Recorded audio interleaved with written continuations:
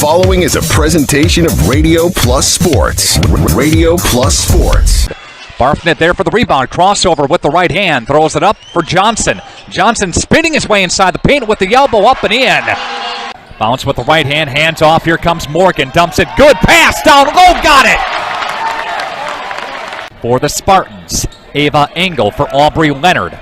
Leonard, duel. Dumps it down low. Madigan. And the hoop and the harm. Looks for Barfnet. Long clutch three. Got it.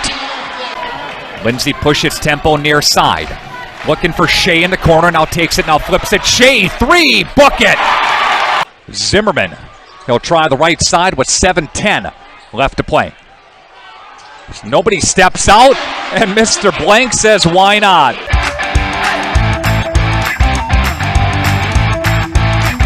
Edward Jones representatives in Fond du Lac, Integrity Saw and Tool, Bauer Chiropractic, Fondi Family Dental, Baker Cheese. Rightway Home Improvement, Quest Interiors, Addison Jones Real Estate, Holiday Automotive, Taco Bell, Bristol Morgan Bank, Coal, Oil and Propane, Pioneer Pit Stop, Marco Tax Service, Pizza Ranch, the National Exchange Bank and Trust, Marine Park Technical College, Silica for your home, Rademan Stone and Landscape, Dufresne Moving and Storage, Winfield Homes, Everson Law Office, Bob's Pizza, Airtech, Winnebago Lutheran Academy, Musashi Meadow, Scotty's Auto Works, St. Mary Springs Academy, Canberra Casino, Fond du Lac Credit Union, Hopper's Silk Screen and All-Star Trophy, New Medical Center, Muthig Industries, Pino Construction, Len's Truck Center, Fox Valley Savings, American Family Insurance Agent Brad Tagliapietra, BCI Burke, Marian University, Into the Woods Wellness, Smith Builders. Today's game is also presented by International Paper and Will Sport. Lighting and control systems made in Fond du Lac. Let's go live to the Radio Plus Sports broadcast booth.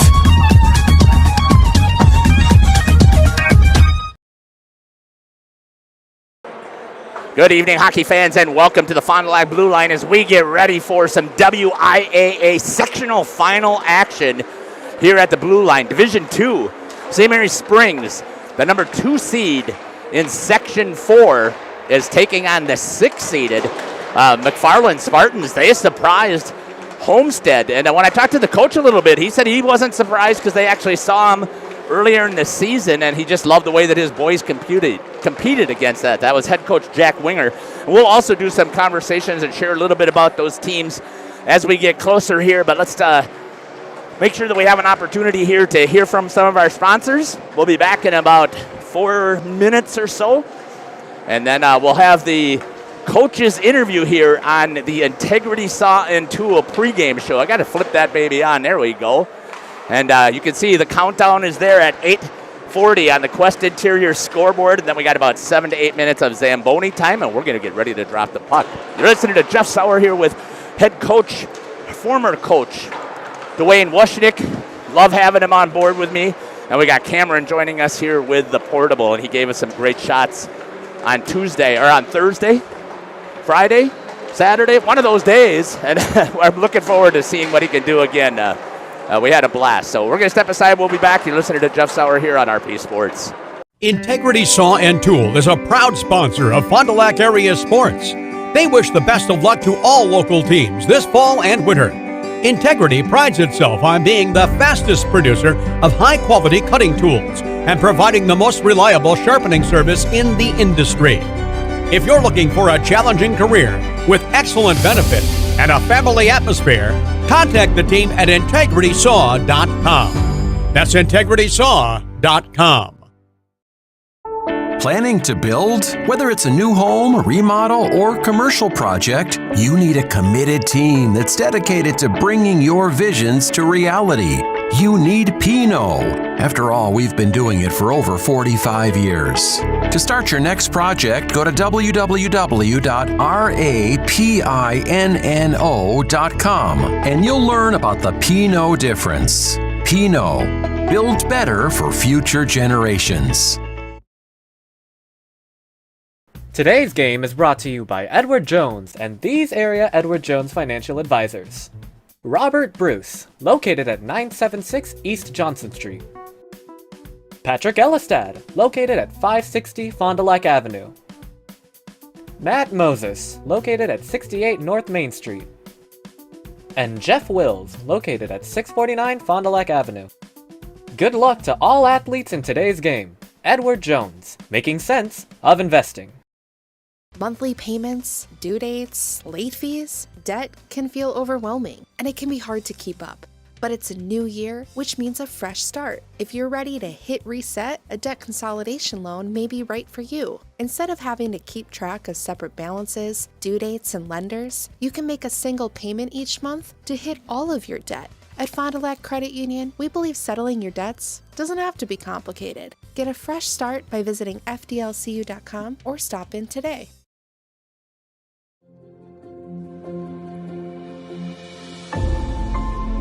Will Sport by Wisconsin Lighting Lab. Sports lighting and control systems made in Fond du Lac, Wisconsin.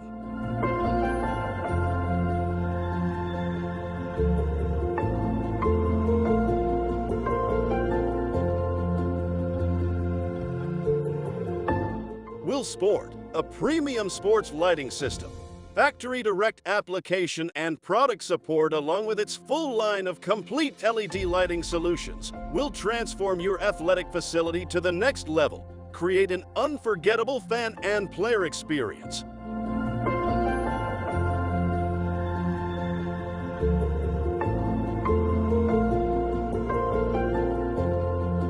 To get started with upgrading your outdoor or indoor sports venue, visit willbrands.com. Muthig Industries in Fond du Lac would like to wish our local high school sports teams best of luck this season. Muthig Industries is one of the area's top full-service manufacturers of precision metal stampings, laser cutting, production machining and turning, tool and die manufacturing, and custom metal fabrication products. Muthig Industries in Fond du Lac, where quality is an attitude and producing high-quality parts with on-time delivery is of the highest importance. To find out more, visit MuthigIndustries.com. Muthig Industries, 33 East Larson Drive, Fond du Lac.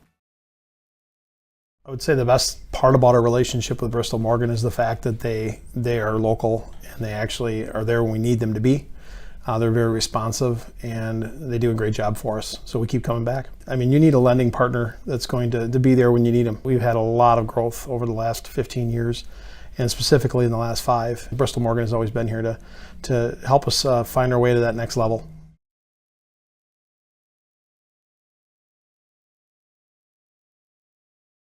Go ahead and let the daydreams of spring begin. Shop the auto show sale at Holiday and explore all that's new from Buick. Score rates as low as 0.9%, plus hefty bonus cash and deferred payments on Buick Envision. Get more for your trade and enjoy Team Holiday's exceptional guest care. We earn the trust of drivers from all over Wisconsin by following through and going the extra mile. It's what we do. Find yours and discover the difference at Holiday Automotive Fond du Lac. It's worth the trip.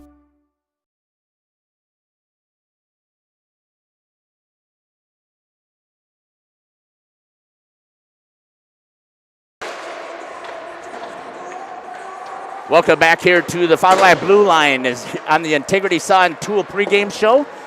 Getting ready here for this contest between the number 2 seeded St. Mary Springs Ledgers, who are also the number 4 ranked team in the state. That was the last coaches poll that they had, and they had them down as the number 4 seed. The number 2 seed is still in this sectional. They're playing over in Oregon tonight against Waupun, and I'll tell you, the way that Waupun has been playing, I think that they got a chance to battle against the state qualifying Oregon Panthers, who took out the Ledgers last year with a 1-0 victory at sectional. So got to take care of business here first. I'm going to step aside here, and we're going to listen to head coach Kevin Colleen's interview, and then we'll come back. You're listening to Jeff Sauer here on the Integrity Saw and Tool pregame show. Welcome back to the Integrity Saw and Tool pregame show. Joining me now on the show is the head coach for St. Mary Springs Ledgers, Coach Kevin Colleen. Coach, welcome to the show. Hey, thanks. Glad to be here. I bet you are glad to be here, because that means that you won. Yeah, and again, I'll maybe talk about this a little bit later, but give us a quick recap on the last game that you guys played to get us to be playing here tonight. Yeah, I know we were talking off air. First period, we we were putting a lot of pressure on, and got ourselves caught on a breakaway goal. They tried to ice the puck. We didn't fully cover. Few mistakes, defensive zone, face-offs, which a lot of easy corrections, but things we have to be mindful of to do our job and not worry about scoring before we play defense. Found ourselves, down 3-2. We get the goal at the end of the first to tie it, get a little momentum, get in the locker room, get back to the way we want to play. I think we pretty much controlled the second period. Wasn't in hand. You give a team life. They came out, get 2 more, and then it becomes a game. But as long as we do the things that we know how to, we gave up 5 goals in a playoff game. That was more than our 7-game win streak, right? Yeah. So hopefully we got that out of our system. Yeah, and we talked a little bit about, Brendan just struggled a little bit. It seemed like just to track the puck, he was just a little bit off, and Sitterberg did a great job of hanging in there. Yeah, that's Brendan's a warrior. He's a battler. Your goalies are going to have, that's playoff hockey, like we talk about all the time. It's so fun. To win a championship, there's always the game that your team has to pick the goalie up, and then there's going to be a game where your goalie has to bail the team out. Yeah, I don't think I've ever seen one any other way. So hopefully that was the one where we could help our tender out a little bit. So now you're going to be playing tonight here, the McFarland Spartans. Tell me what you know about McFarland. We didn't play them at all this year. Just like I just said, that's what makes hockey awesome. They're the 6th seed. They go on the Homestead. Homestead's no slouch. Play them in their barn. I know 2 of the goals were empty nets, but I watched a little bit of the game the first period. They were a little running around, but it's looked like second and third period they got back to disciplined hockey, and they took advantage of Homestead's mistakes. So it looks like they're a pretty disciplined, sound hockey team. Physical, big defensemen. Looks like they forecheck hard. Nobody's going to be easy from here on out. So they look like they're come ready to play. Yeah, and it did. Again, I just did a little bit of looking into it as well. Their goalie, Connor O'Brien, who had been hot coming into the Badgerland Conference tournament, beating Waupun at Waupun, and then I thought they gave you a great battle at home. Just did not seem like he was on that night as well.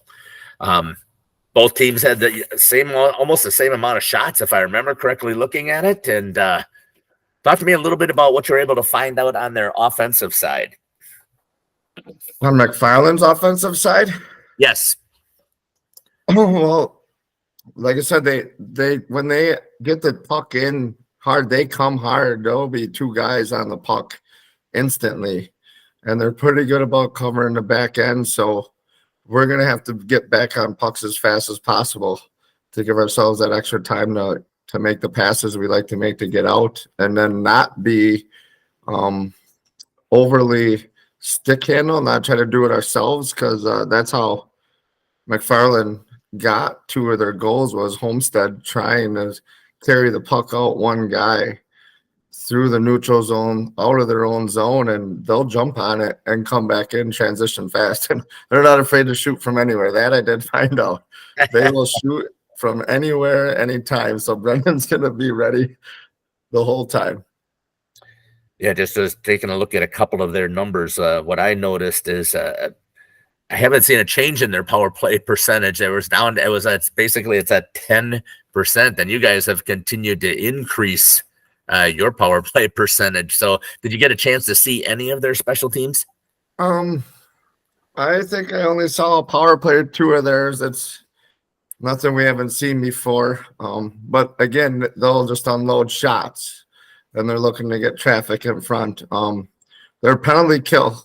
I watch all that. So yeah, I've seen what they're trying to do, but then again, I'm sure they've watched, and we have to be ready to change where we're trying to work the puck as what they're showing us. And I think we've worked through that. So hopefully we're ready. Yeah, again, this is the time of year. I mean, so you do have a 6 seed in McFarland knocking off the 3 seed. And I think when I looked at all of the brackets, I think that was the biggest upset in the Division 2 round. Yeah. So even I think I looked a little bit after the first night too. And, last year there was a lot of upsets right away. It doesn't look to be that way this year.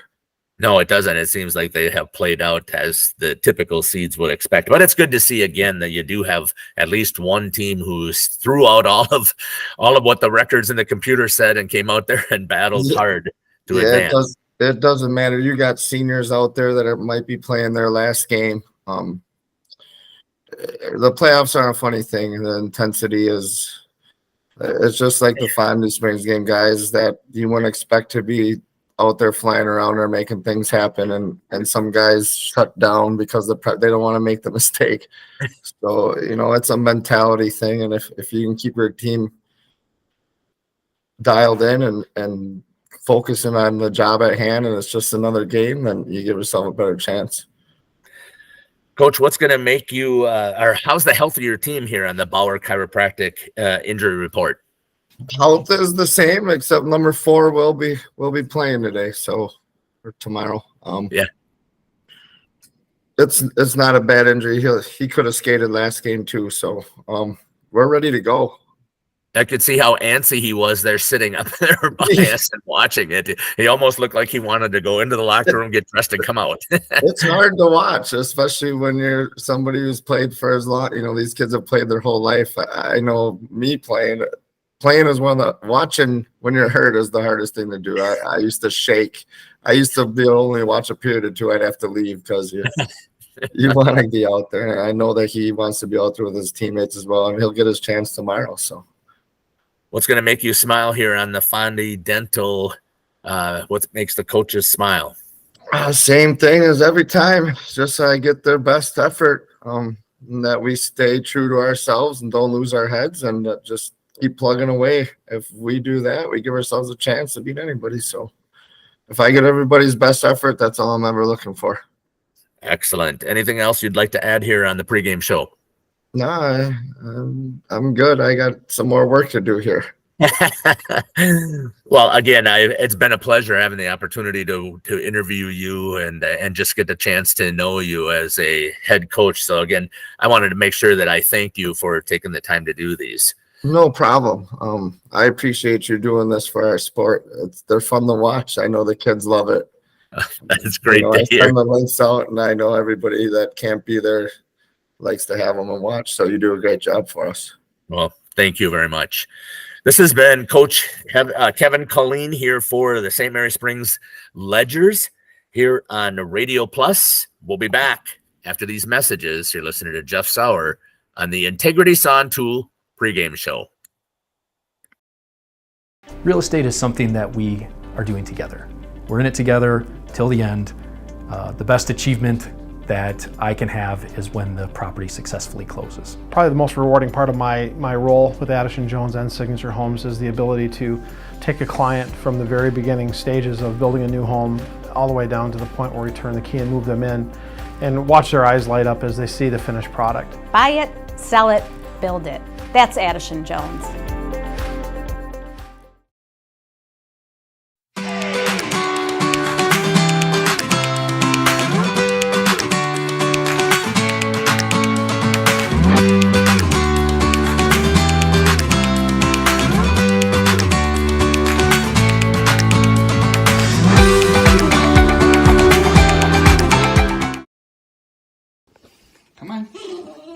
Come on, you can do it. Yeah, come on, show me. Come on. Well, come on.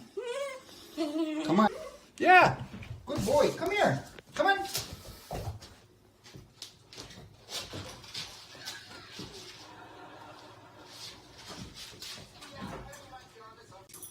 Jackson, are you gonna come over here?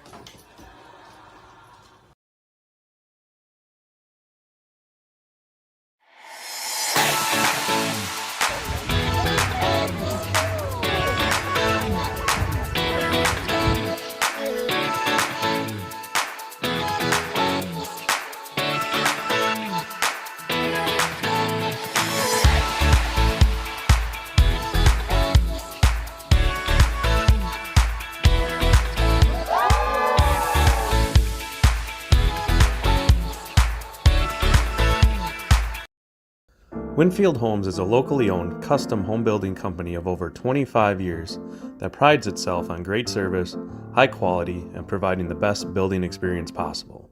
Owners Jim Boudry and Jason Zellner are there for you every step of the way to ensure that your new home is built just the way you've dreamed it to be. With the same passion that they have for their clients' homes, Jim and Jason are proud supporters of and are personally involved in youth sports programs and are truly committed to their success. Winfield Homes wishes you all the best of luck this season. Hi, this is Danny and Heather with AirTech Heating. At AirTech, our motto is honesty, integrity, and quality craftsmanship. When it comes to your home, you want the person working on your equipment to be upfront and tell you what you need. But also what you don't need. We deliver whatever it takes service to take care of you. Our technicians are NATE certified, meaning they are the most highly trained in the industry to be servicing your equipment. If you're stuck with a broken furnace or air conditioner, call our team at AirTech Heating at 924-6742. A personal experience with a custom feel. Each home Smith Builders builds is unique. Their design and selections perfectly crafted for you. To learn more, visit smithbuildersinc.com or stop by 227 Morris Court. Smith Builders of Fond du Lac. Traditional values, exceptional services. A proud sponsor of local high school sports. This is Craig Larson, sales manager with locally owned Dufresne Moving and Storage. Moving is very important to me, and I take pride in making sure our clients are happy with their overall experience at a reasonable cost and done in a high quality manner. We have a crew that is dedicated on taking care of your stuff. Call me today for an estimate at 1-800-425-MOVE or visit us at DufresneMoving.com. Dufresne Moving and Storage of Fond du Lac.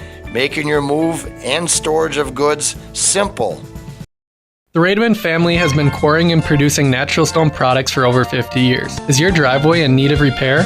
Here at Rademan's, our crushed stone division provides our customer with stone needed for maintaining your gravel driveway. Our quarry stone division provides landscape stones such as stepping stones and retaining wall stone for your outdoor living areas. We also offer natural thin and full veneer stone for interior applications such as fireplaces or outdoor applications to combine with or replace your siding or brick. Rademan Stone and Landscape Company, where we have the materials to do the best work on earth. Welcome back here to the Fond du Lac Blue Line Club. Sorry about that. I was trying to make sure I didn't get the echo. Listening to Jeff Sauer here on Radio Plus. You just heard from head coach Kevin Colleen and the Fondy Family Dental Coaches Smile interview.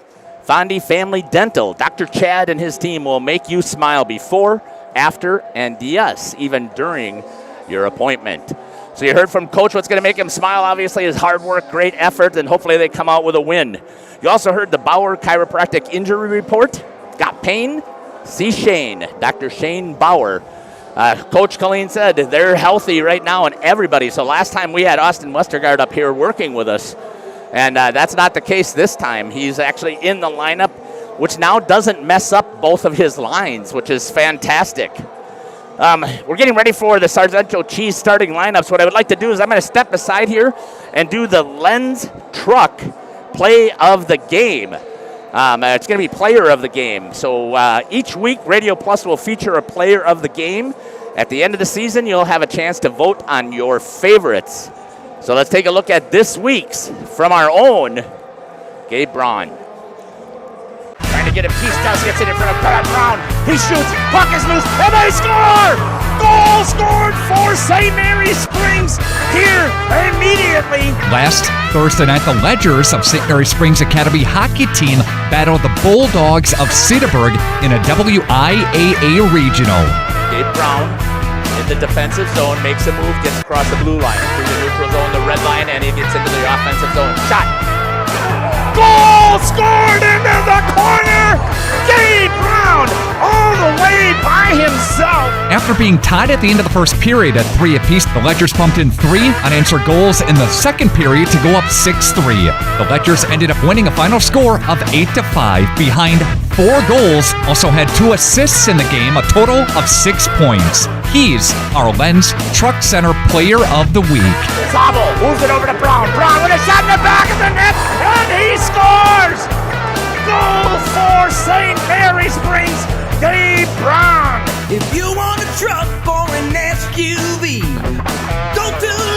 till you like what you see. Hundreds of trucks all on one lot. If you want a truck, it's what we've got. Lance Truck, Lance Truck. We got the trucks at Lance Truck. We got the trucks. Welcome back here to the starting lineups, the Sargento Cheese starting lineups here for this sectional semifinal contest here on the Integrity Saw and Tool pregame show. First of all, we're going to take a look at the McFarland Spartans here as they get through some of the preliminary stuff that you need for the WIAA. And speaking of which, we've got stuff here too. State Boys and Girls Hockey Tournaments. The WIAA State Boys and Girls Hockey Tournaments run February 29th through March 2nd at the Bob Suter Capitol Ice Arena in Middleton. Take part in the true magic of March by accessing the WIAA website and clicking on the tickets link at the top of the page to order your State Boys and Girls Hockey State Tournament tickets now at WIAAWI.org. Let's take a look here at the starting lineups here. Cam right there on the ice for us. Starting lineup here for the McFarland Spartans.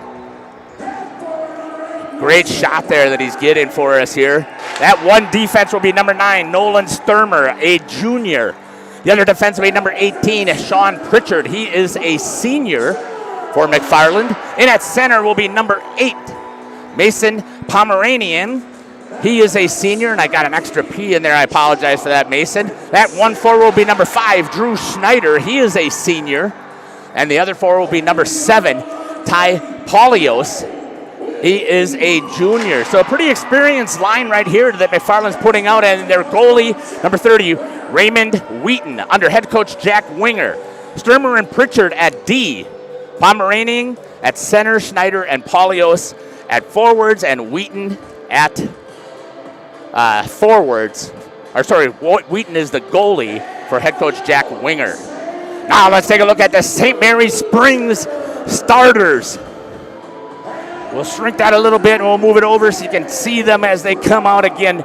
Great shot here for the starters here. That's going to be at 1 defense will be number 5, Isaac Sabel. He's introducing the forwards first, so I'll try and follow him.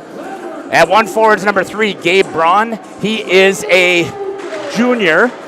The other one is number 4, Austin Westergaard. He is also a junior. And Gabe Braun, you know, is the player of the week. At center will be number 23, just a sophomore, Tate Baker. At 1 defense will be number 5, Isaac Zabel. He is a junior. And the other defense will be number 19, Tig Wagner, and he is just a sophomore. And in net, number 1, Brendan Gertig, a senior for head coach Kevin Colleen. Now, when we get back here after the national anthem, we'll talk a little bit about coaching. You know this. You got to have a hot goalie to ride all the way. You can't have a shaky game like he had on Thursday, was that, or Friday? It was Thursday, I believe, yeah. Yep, on Thursday, yep. All right, we're going to step aside here as we get ready for the national anthem. It's going to be played here by Ken Walker. Again, he's got a fantastic job here with the trumpet, but we'll step aside and we'll be back. Join Ahern and build a better future. Ahern is a mechanical, fire protection, and fabrication contractor that's been doing business in the community for over 142 years. They're now hiring and typically recruit for over 180 positions across the company. Trades, apprenticeships, office professionals, internships, and more. Log on aherncareers.com and learn about the company and the positions they're currently looking to fill. Build a better future for yourself and your community. Go Ledgers from Ahern.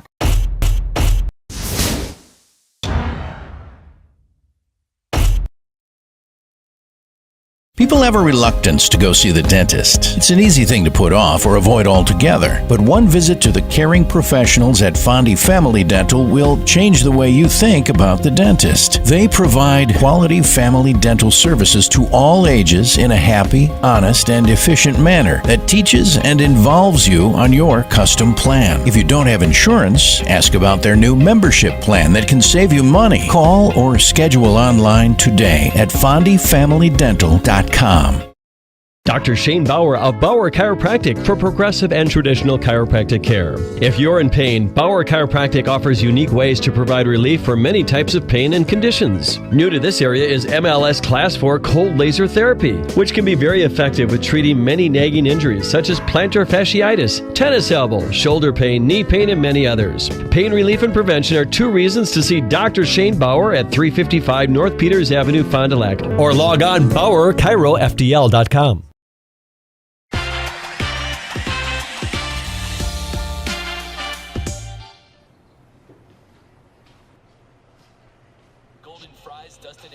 What can I do for you, man? You know what? Really craving nacho fries. You guys got any of those? Ads are working. I don't know what you're talking about. What ads? Oh, like all the pictures I put over here in your bedroom. Oh, I put that there. See you later, man.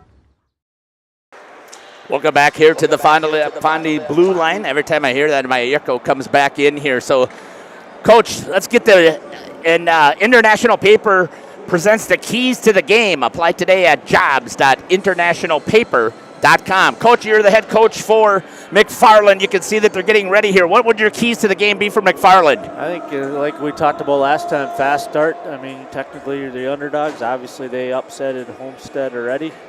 See if they can do it again. But it comes out with a fast start. Obviously, just like we talked about, goalie's got to play tough. Last game, he stopped 30 of 32 against Homestead, so he was pretty impressive. Springs will have to find a way to get by him. Keys of the game for St. Mary Springs. I think, like you said, it starts in net. Brendan was a little off last game, not his fault. I never like to blame it on the goalie. Oh, right, exactly. Obviously, being a goalie dad, you know that as well. Yep. But same thing. It's nice to see Austin Westergaard back in the lineup. I mean, he has 57 points in the regular season. Yeah, so right. If you're going to make a run at the state tournament, you definitely Gotta get have it. back out of the ice. And we're getting ready here for the Right Way Home Improvement opening face-off. From doors and gutters to roofs and siding, Right Way Home Improvement has you covered. Kick off your home project today. Contact Right Way Home Improvement today for your free estimate. Call 920-929-8999 or visit rightwaybuilt.com. A whistle almost immediately, Coach, here for icing. Yeah, only took 8 seconds. Want to thank all the 124 computers that are logged in here watching this game. God, and you keep hearing me say this all the time. I love this time of year. It must not have been an icing that they're going back here to the center. Yeah, we like to call that icing unofficial. So icing. Inadvertent whistle. Got it. Yep. So that happens. Back to center ice. They're all jacked up too. They're doing a sectional semi here. Trying to get something rolling right off the bat, right on the stick of Tate Baker. Fires just wide of the net as Wheaton puts a toe to it. And McFarland trying to get it out. Baker into the slot. Tried to hold it in there was Isaac Sabel, could not. Tyke Wagner with it. Moves it over to Austin Westergaard. Wide with him, he's got Gabe Braun. Braun, you saw 6 points the last game. Nice shot over there. Just missed that corner. As he pulled the trigger was Isaac Sabel. Coming back to offer support. Gets over there to number 13, Quinn McLaughlin. Dropped in low, Armani Fisher going in on the forecheck. Good cross-ice pass there by McFarland. Tried to clear it, goes off of the board. Picked up there by Preston Flood. Drops all the way down. Flood has it in his defensive zone. Swings it over to number 16, Jackson Sabel.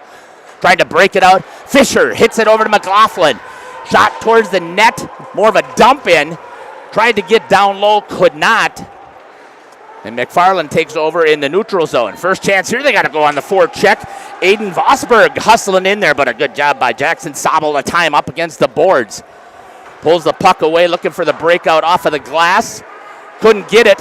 Shot in. Gardig never got a chance to get to it. Comes back into the neutral zone. McFarland's got to get back on sides. Through the neutral zone on the stick of Isaac Sabel. He turns. Gets it over to Armani Fisher. Back in there. Here's numbers here. Gabe Braun to the left. Off to the right. Shot and he scores! Gabe Braun stays hot for St. Mary Springs Leisures as he puts one in the back of the net just above the blocker's side for the St. Mary Springs Leisures. Up 1-0. Great work there. The defenseman got tied up in between had no place to figure out what he was going to do. On the far side was the cover. And Braun decided to take it himself and puts it in the back of the net. Let's see who that's going to be with, if there's an assist or not. Looked like there was assist to pass up to him. Right. Exactly what you said, Coach. That's exactly what you want, how you want to start this game. If you're a Ledger.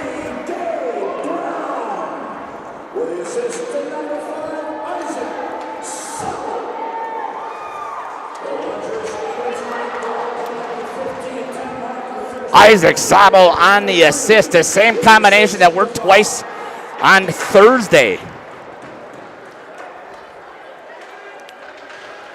Yeah, I'm all mixed up with my days because I know I did girls on Friday, and it's very rare that I don't do anything on Saturday. So it was busy playoff week for you. Yeah. Coming right back with it are the Ledgers. Just underneath the stick of Gabe Braun. He's going to be able to pick it up as it's lost there by the forward. Shot ricocheted into the corner. I thought he caught him underneath the armpit there as well. Did not. Zabel tries to hold it. McFarland's getting it in the zone as number 6, Liam Reagan, tried to get a hold of it. Come back to their defenseman, Nolan Sturmer. In the neutral zone, swings it over to J.J. Blattner. And dropping it down. They'll be picked up there by Preston Flood. All the way over to the half wall. Looking to get it into the middle was Jaden Meisner with Armani Fisher on the shot. Into the chest, dropped by Wheaton. And some forecheck pressure coming here by McLaughlin. Blows a tire, and getting it out of trouble was number 3, Aaron Nail for the Spartans. Gabe Braun with it again. Looks to get some opening. Swings it over to his defenseman, Preston Flood. Flood gives it back to Gabe Braun. He's going to come through the center. Swings it. Oh, just got a stick on it was the forward over there, Rowan Amundsen. Guarded comes out to play it. That's got to be a good sign, Coach, when you can see him coming out and playing the puck, and that was a great play as he rimmed it all the way around. Yeah, it definitely looks very comfortable tonight. Got a whistle and a save after the shot here at 13:09. Nice shot there by our portable Cameron with a great picture for us to take a look at as we get reset here. You can see the goalie getting reset for McFarland. I'm going to have to do a little bit of messing around because it's a little bit darker over there. Face off in the zone. Trying to pull it out. Nice job backing it out there by, again, our portable cameraman, Cameron. Done a fantastic job down at ice level. Comes back through the neutral zone. McFarland's captain, number 8, Mason Pomeranian. Shot, Gardig has it, saves it. And number 7 comes in and says, have a face wash. Compliments of Ty Polios. That is not what you want to be doing to a team that just needs a little bit of motivation to get rolling again. Yeah, they came with a lot of effort there and even crashing in on Brendan as well. Hopefully he's all right. Like 12:51. Sorry about that, Coach. Nope, you're good. 12:51 here on the Quest Interior scoreboard. Crack it in the voice already. Garda gets a stick in it, pops it over. Isaac Sabo rims it around, gets it to Austin Westergaard. Westergaard, nice chip up against the board, going with speed. Braun is with him live. Nice toe drag, just wide. Geez, he needed to put that down in on the pads, and Braun picks that up on the backside. Good battle into the corner again. Shot into the belly, and a good catch there, and a save by the goalie for the Spartans, Raymond Wheaton. Face-off coming in. Those are some nice shots there Cameron's getting for us. Getting to see a face-off up close. Pulled it back. Bangs it off of the board. Coming back with it is McFarland. Gets it around Flood, but pick it up in support is Jackson Sabo. Reverses it. Nice move there. Tate Baker with it at the blue line. Looks all the way over to Gabe Braun. Couldn't control it. Across the ice. And it's going to be back into the neutral zone. McFarland trying to get something rolling here at the 12-minute mark on the Quest Interior scoreboard. Westergaard shoots it towards the net. I mean, it's hard for me to say that Austin should have shot on pads. He's got 57 points, for goodness sake, right? Yeah, like you said, if you put it on net, though, at least there could be a rebound. Coming back the other way, number 2 through the legs That was Addison Pennekamp for the Spartans. Coming back with it is Quinn McLaughlin. Shoots it on, then he's going to go in on the forecheck. How did he put it in the back of the net? Quinn McLaughlin on the hustle play, getting in hard on the forecheck, scores for St. Mary's Springs. What hustle demonstrated there by Quinn McLaughlin. Just a backhand pitchfork off of the ricochet from the pads. And it is now 2-0 here at 11:30 on the Quest Interior scoreboard. Wow, Quinn McLaughlin, so impressed. Sorry about that. Camera button moved on me again, and I know it does it every once in a while. I should start paying attention. 2-0. Quinn McLaughlin, a good job there. Unassisted. I agree with that. He can't get a pass from himself, although he did right off of the pads. So I guess, Coach, the keys to the game, as you mentioned here, Springs want to get a fast start, get on top of it, take control.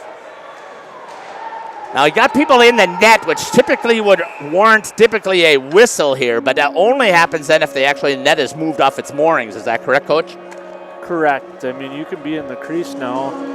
Yeah, I know. There's no such thing as goalie interference, for goodness sake. You can grab a hold of a stick, spin him around three times. And then exactly. As long as there's no interference, you're good to go. But, yeah, it looked like the net was off there, and they'll keep it down in that end. Coming from a goalie, Dad. Exactly. Everything is goalie interference. Absolutely. Austin Westergaard wins it forward, puts a shot on right away. And a good job there by Raymond Wheaton to be ready to pick up that save.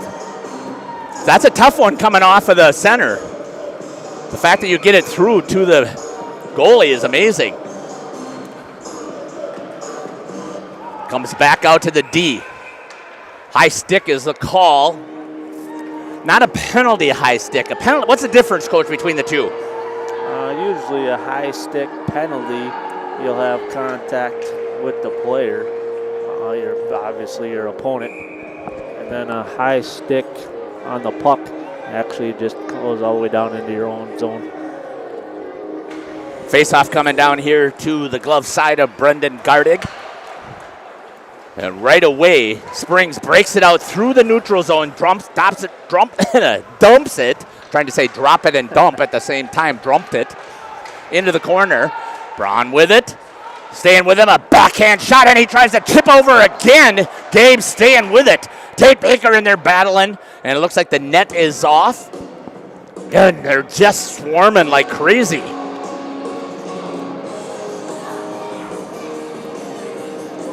Exactly what you want to do when you're at home. If you are at home, you want to defend, you want to hold your own place.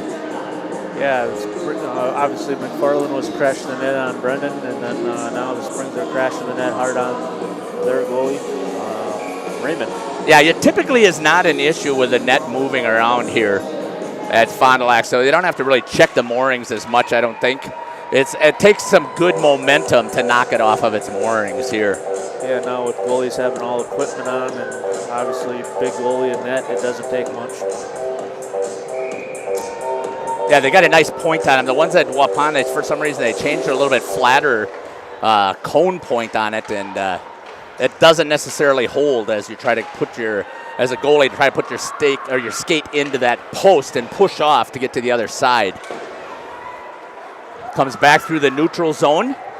McFarland, that's number 3, Aaron Nail, dumping it down low. It's going to be picked up there by Tyg Wagner, the defenseman.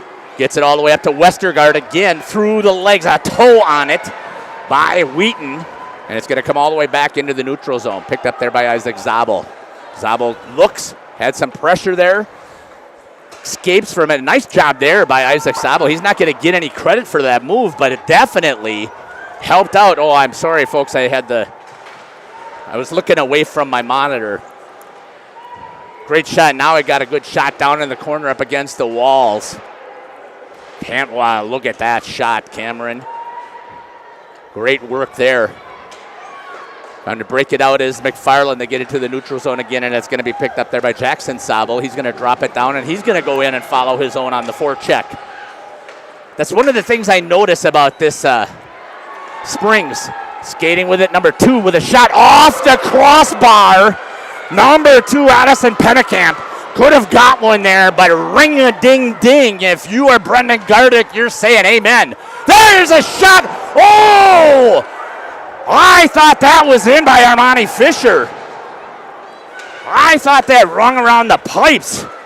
And unfortunately, I can't go back now and pop up that instant replay. I should have saved it.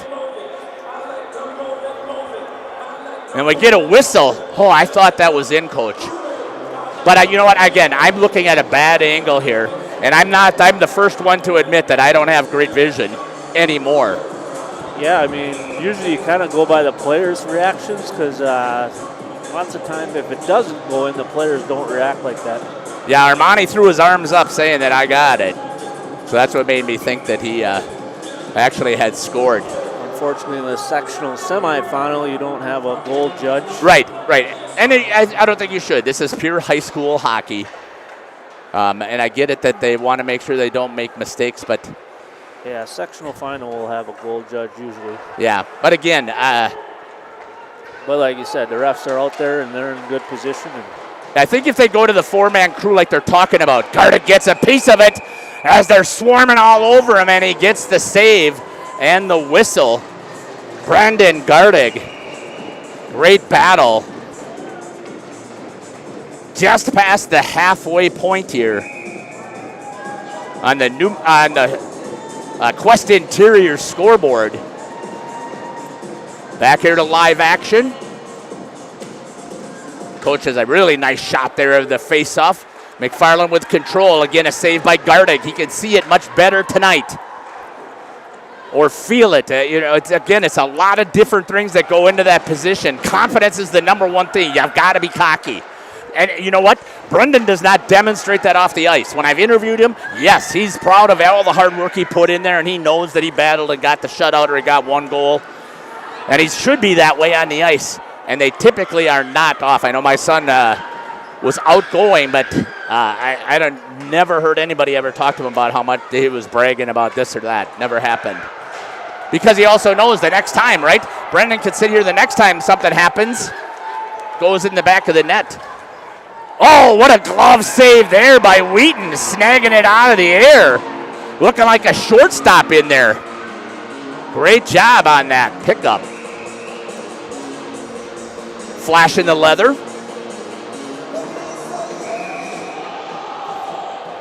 Coming back here to live action. Good shot again there by Cameron. Quick shot on net. Gabe Braun just battling up against Addison Pennekamp. Give him a little bit of a shove, saying that ain't gonna happen on my watch. Holds it in there is Tate Baker. Oh! I guess that's rubbing. Gabe Braun took a shot to the back. Gets right back up though, and we talked about this the last time too. Good save there by Raymond Wheaton for McFarland. We talked about before how what we see up here, and I could make that ooh and ah call, but Gabe did not even consider making a motion towards where's the penalty. I thought he did an excellent job there the other night, and again, I give him the credit for what he did here again today. And we talked about it last time too, Coach. It evens itself out somewhere along the line. Yep, you'll either get a penalty called or you won't. So. And what good does it do to argue it? They're not going to change it. I definitely would not change my call. Right, and all that you're doing is you're living in the past. And the one thing as a hockey player you cannot do is live in the past. You got to be in the present. Quinn McLaughlin with it in the neutral zone. Drops. That's going to be picked up there by Rowan Amundsen. Looks like we might have our first penalty. See what the signal's going to be. Nope. Maybe off of the bench. Must have hit a player off the bench, I'm assuming. I think that's what they're doing. They'll keep it in the neutral zone here. Get a face-off here at 6:28 here on the Quest Interior scoreboard. St. Mary Springs Ledgers with a 2-0 lead here in the sectional semifinal. Gardick just looks so much better, just coming out of net. He did not do that well against Cedarburg. Drops it. Nice catch there at the line for Tate Baker. Shot into the body of the defenseman. I think that was number 9, Nolan Sturmer. Picking it up for McFarland is Drew Snyder. Trying to get it in. Comes back out. Westergaard with a nice job getting it to Baker. Couldn't control it. And it's picked up there by Tyg Wagner on the far side. He swings it to his D partner over here, Isaac Zabel. Zabel looks. He's got room to skate. Decides to take it in himself. Westergaard switches with him. Zabel gets kissed over there by one of the McFarland players. I didn't see who it was. Comes drug out. That was number 2, Addison Pennekamp, and Aaron Nail over there. Battling hard, get back up to the feet in the slot. Off of the backside. That had to hurt. There's not much padding there as he caught Aaron Nail just above the tailbone. Good contact there by number 3. Or again, I think that was Pennekamp that made the hit for McFarland. The one thing that people think that you can do against Springs, it's the same thing that they thought that you could do against Beaver Dam. But they don't have the numbers, and they're younger and they're smaller. And we've talked about this too. When you take a look at St. Mary Springs Ledgers, their height and their weight, they definitely are not the tallest team out there, and they're not the heaviest, but they can play both games. Yeah. You want to go with the Bash Brothers, we'll play you. Yeah, you can hit us as much as you want, but eventually we're going to get loose, and they got enough speed to get around them, especially on the big ice here. Yeah, and that's the other thing that I'm said that McFarland's got to get used to. Great win there again. That time it was by Jaden Meisner. Armani Fisher battling in there trying to get his goal back. Goes to the bench.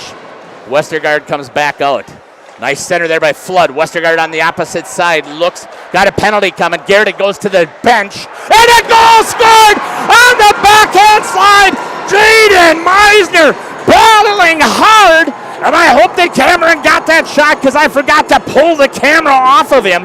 Let's see what we got on the instant replay.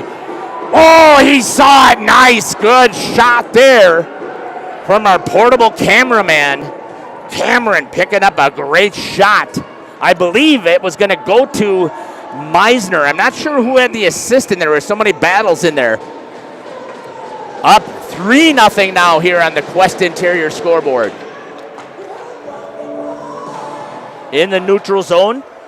Picked up there by McFarland. Banking it up against the boards. So McFarland comes out. Oh, they're all the way stuck in the zone. I'm not sure what was happening there. And he's got the captain, number 8. Mason Pomeranian. So Meisner on the goal.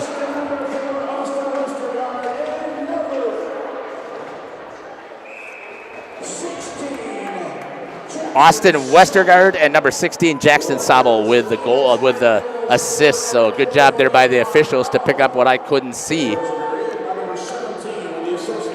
Meisner from Westergaard and Jackson Sabel.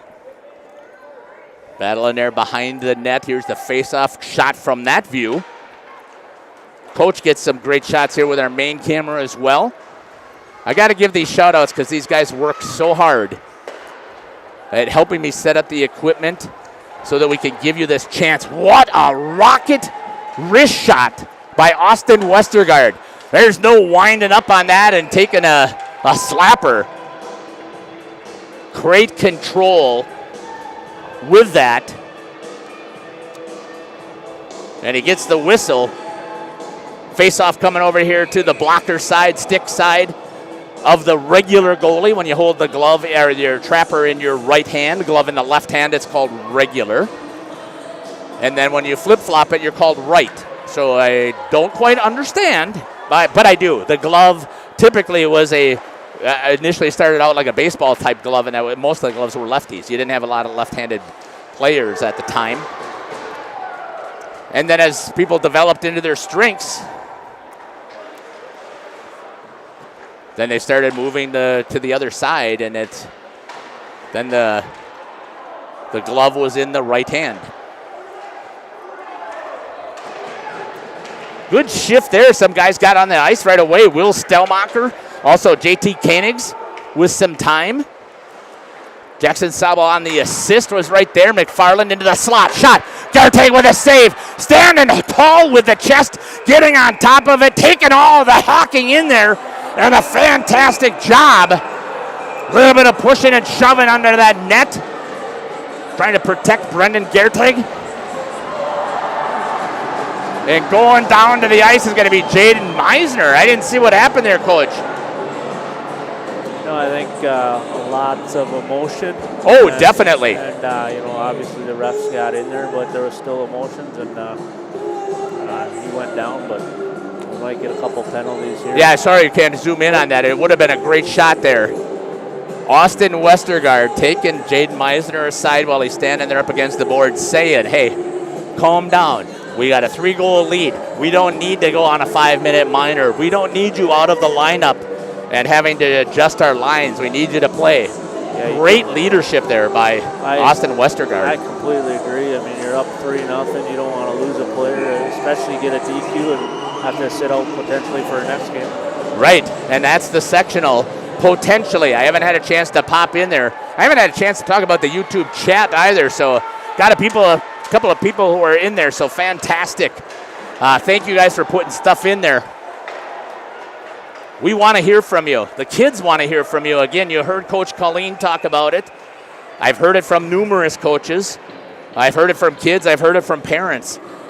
YouTube uploads this thing within about 20 minutes. It's ready to go. So on the bus ride home, kids always will watch it. They've had watch parties afterwards just to see what silly things Jeff Sauer's announcing in there. And but they like to go back and see how well they've done. But the thing that I hear from them most often is that it was so great that my grandpa, who lives in Arizona, had a chance to see me play in the sectional semi. Garteg grabs it again on an offsides. Brendan just looks, again, so much more confident today. Yeah, and it's not like he's seen 1 or 2 shots either. They're crashing the net hard on him. He's already got 10 saves. Yeah, he's just battling in there, and again, he's solid. He's squared up to the puck. His arms are tucked in tight. Chest is up high. Everything that you want as a goalie, and Brendan definitely demonstrating it here in the sectional semis. And you always get nervous as a coach. How was he going to rebound after giving up 5? Right. You also, basically got to say, hey, it's a new game. Right. And hang in there and see what happens. And Brendan, I believe, is a senior, if I remember correctly. Correct, yep. Austin Westergaard with it. Shot towards the net. Gabe Brown was on the attack again, and this is the thing that I have seen so many times from Springs. No icing. Garda gets it, and a nice push over there to Tate Baker. Baker finds Austin Westergaard in the zone. Goes around one Spartan, swings it over. Tried to get Gabe just out of his reach. No icing. And again, I love that. I'm glad that there wasn't. It was close, but in position to make the right calls. But once they do get that 4th official that's going to be out here, have you heard anything about that, Coach? I have not. It probably will all... Whoa! It'll eventually come down to WIA having to make that decision, I believe. I don't remember who. I think Cullen King was the one maybe that said something about it, or somebody else. I don't remember if it was, maybe it was Justin. I can't remember the other guy who likes to call with us. McFarland tried to break it out here. Nice stop there on the attack once again by Jackson Sabo. Armani Fisher trying to pick it up. Icing's waved off again there. Again, it was close. It was near that red line. Coming back the other direction is McFarland on 45 seconds. And again, that's active sticks. That's out of the zone. Great job there by the official. Calling it. And you would hope they would be at the sectional semi. Shot by Armani Fisher, seen all the way into the glove by Raymond Wheaton. And a great job again getting the whistle and the stop. 31.1 seconds left here in the Quest Interior scoreboard. Hey, stick with us again. We're going to pop into that YouTube chat. Tell us who your favorite player is, where you're watching from. What team You got to cheer on these Spartans, try and get them back into this game. Shot all the way through traffic, and a great job by Wheaton. I think a defenseman got a hold of it too. Here's the attack. Guarding again. I'm going to sing the praises because I was really, you don't want to say you didn't play your best, but you didn't play your best. The fact that you gave up 5 goals to Cedarburg, and again, it's not a knock on Cedarburg. Cedarburg came in here with all kinds of pressure. They were bigger. They were stronger. They were able to sneak a couple of passes through. At the end of 1 period, your score on the Quest Interior scoreboard, St. Mary Springs Ledgers 3, and the McFarland Spartans, nothing. We're going to step aside here, and then when we come back, listen to our sponsors. We'll give a recap, and we'll take a look at what's in that chat. You're listening to Jeff Sauer here with Coach Dwayne Wushnick, and on the portable is Cameron Gillespie. We'll be back. Are you unsure of what career path you want to take? Musa Sheet Metal is looking for motivated individuals to join their highly regarded apprenticeship program.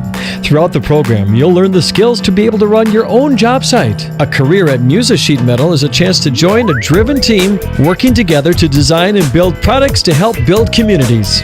Learn more at musasheetmetal.com. That's musasheetmetal.com. Build products that build communities. Apply at musasheetmetal.com.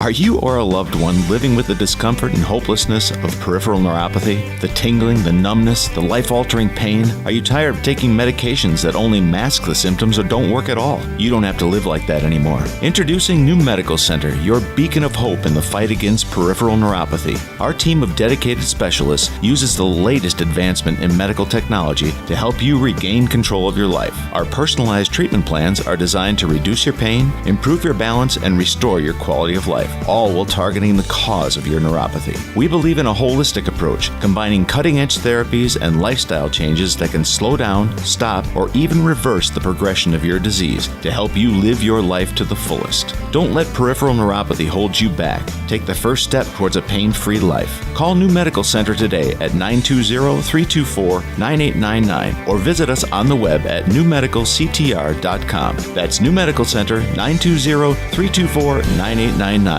Because you deserve to live without pain. Gas prices, home expenses, education. Will those costs always go up? Probably. At Winnebago Lutheran Academy, we can help you with one of them. We are a part of the Wisconsin Parental Choice Program, a program which enables qualifying families to receive a quality Christian education at no cost. That's right, 0 tuition if you qualify. To learn more, visit WLAVikings.org. Living it for 4 years, loving it forever.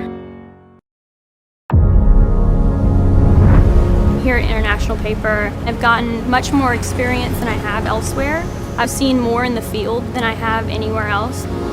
I started from the bottom and I've worked my way up. The people's what make it great. Nobody wants to see anybody fail.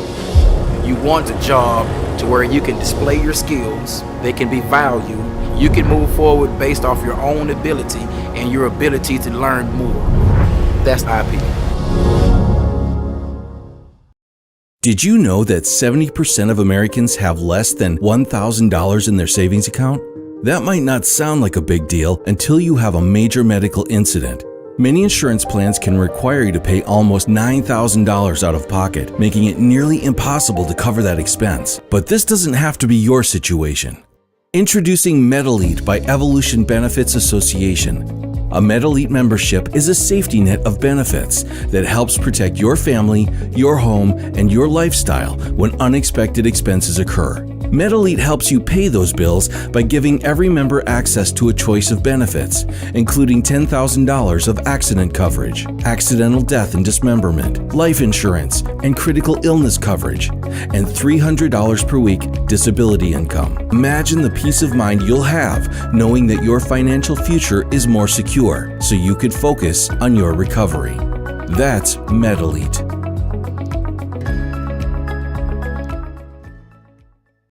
When you hire the attorneys with the Everson Law Office, you're getting more than professional presentation. The attorneys at Everson Law Office are committed to excellence and have been successfully representing their clients since 2005. Practicing business law, estate planning, probate, guardianships, and real estate, they work closely with their clients, providing exceptional legal services that are catered specifically to their needs. Call attorney William Everson at 920-922-7113 or go to everson-law.com. Since the beginning, your curious mind and imagination have guided you, where tools and technology helped you discover the world. At Moraine Park Technical College, you will train on industry-leading machines blended with hands-on learning. World-class instructors will help you shape and design your future in manufacturing. Homegrown, life-ready. Moraine Park Technical College. Welcome back here to the Fond du Lac Blue Line. Still 7 minutes and 30 seconds left here on the Quest Interior scoreboard clock for the intermission. WIAA social media. Engage in the conversations about high school sports in your community and throughout Wisconsin. Take your tablet, your smartphone, or your cell phone and follow the WIAA on X, formerly known as Twitter, at WIAAWI for general information. At WIAAWI State for state tournament updates. You can also friend the WIAA on Facebook and find them on Instagram. Connect with the WIAA today. Capelli Brothers and Diedrich Construction, designing and constructing a new vision of tomorrow. Capelli and Diedrich in Fond du Lac is the foundation for your renovation and construction. Capelli Brothers and Diedrich Incorporated, 248 North Hickory Street in Fond du Lac, or online at capellidiedrich.com. Give a quick overview of what's taken place here so far in the period. Let's start with the goalie side. Brendan Gartig is on fire today. And we've talked about this. I've mentioned it before. Not as much because I haven't really dove into the playoffs, but if you are going to be successful, you got to have a hot goalie. Right now, he's showing it. He is. I mean, stopping 11 out of 11. He would have took that definitely last game, but it's a new day. Right, exactly. So they're still here playing, and you got to have somebody hot to advance in, and so far he's demonstrating it. At 15-10, really quick in the period. That's a minute 50 into the game. Gabe Brown continued his scoring streak. I believe that puts in for him, that's 5 in a row. Maybe not quite out in a row, but he did have 4 in the last game here. He's the player of the week, and he continues to be hot with a great assist there by number 5, Isaac Zabel. At 15-10, an even strength goal. At 11:30 on the clock, unassisted. This was a fantastic goal by Quinn McLaughlin. Shot in on the pads that came ricocheting out just to his left as he came in on the forecheck, got a backhand on it and got it past Raymond Wheaton for the second goal. At 4:28, teamwork puts this baby in the back. Number 17, Jaden Meisner with an assist to Austin Westergaard, and number 16, Jackson Sabel. And again, it's so great to have Austin here working with Gabe and Tate Baker at that first line. We're going to step aside here. We got about 4 minutes and 50 seconds. We'll come back. We're going to play right now. I'm going to do that Lens Track Player of the Week again, and then we'll come back with some more ads. You're listening to Jeff Sauer here with Coach Washnick and Cameron on RP Sports. Trying to get a piece, does gets it in front of Brad Brown. He shoots, puck is loose, and they score! Goal scored for St. Mary's Springs here immediately. Last Thursday night, the Ledgers of St. Mary Springs Academy hockey team battled the Bulldogs of Cedarburg in a WIAA regional. Gabe Brown in the defensive zone, makes a move, gets across the blue line, through the neutral zone, the red line, and he gets into the offensive zone. Shot! Goal scored into the corner! Gabe Brown all the way by himself! After being tied at the end of the first period at 3 apiece, the Ledgers pumped in 3 unanswered goals in the second period to go up 6-3. The Ledgers ended up winning a final score of 8-5 behind 4 goals, also had 2 assists in the game, a total of 6 points. He's our Lens Truck Center Player of the Week. Zabel moves it over to Brown. Brown with a shot in the back of the net, and he scores!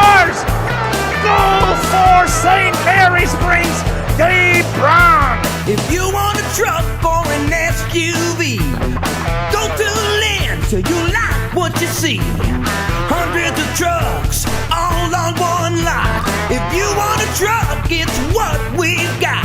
Lance Truck, Lance Truck. We got the trucks at Lance Truck. We got the trucks. Okay, let's start with some clouds, some mountains over there, and finally a river. Hey, Dad, what? Looks like the perfect spot. American Family Insurance is here to protect your family on the road with the Travel Peace of Mind package. American Family Insurance. Visit Brad Tagle Petra today in Fond du Lac or Ripon. For over 100 years, the name Cole is synonymous with quality fuels, lubricants, and propane. That's because Cole is the area's trusted source for farm, construction, and trucking companies, as they partner with these companies to help them achieve their unique goals. The team at Cole Oil and Propane is dedicated to serving you. They pride themselves on a customer-first approach and work hard to make sure you're satisfied. You can rely on Cole for prompt delivery, competitive prices, and quality service. Learn more at ColeOilAndPropane.com.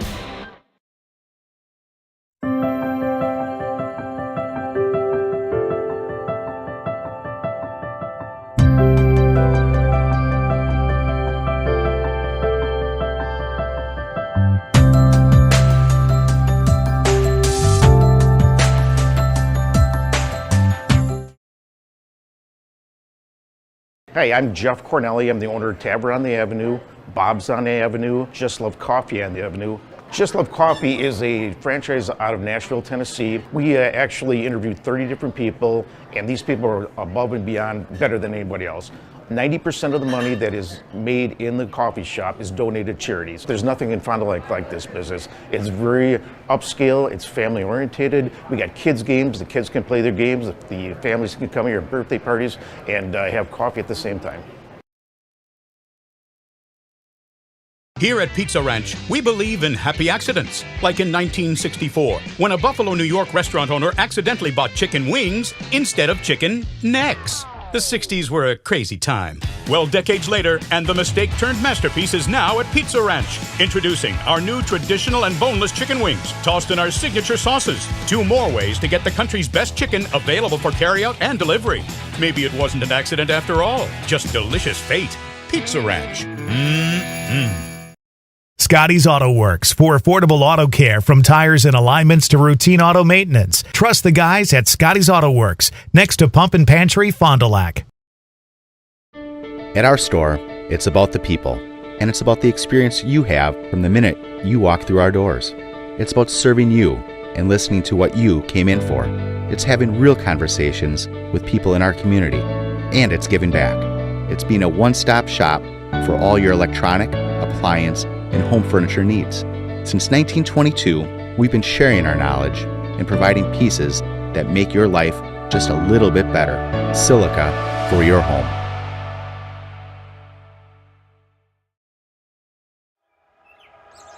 Here we go. All we need is an open road and a chance to see a never-ending world that's beautiful.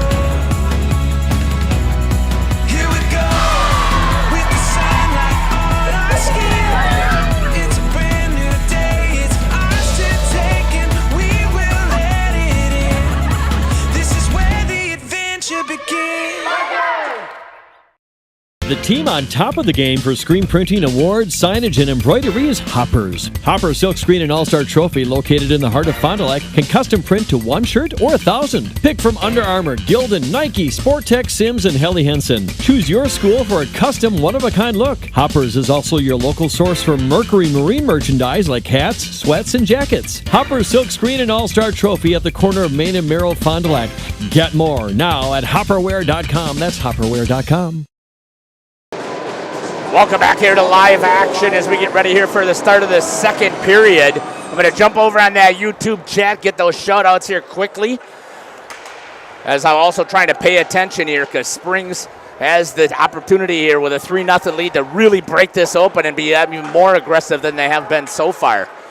Zach Hartley, McFarland equals Hungry Dogs. Hey, I do have to say, they still have been battling hard. They have not folded it in. They are still constantly out battling in there, and they're trying to come in on the attack. Jody Takis, hello and good job. Thanks, Nick. I'm glad that it's going well. I'm hoping for an update from Oregon to see how Waupun and Oregon are doing. Brian Coons with nice work. You got it.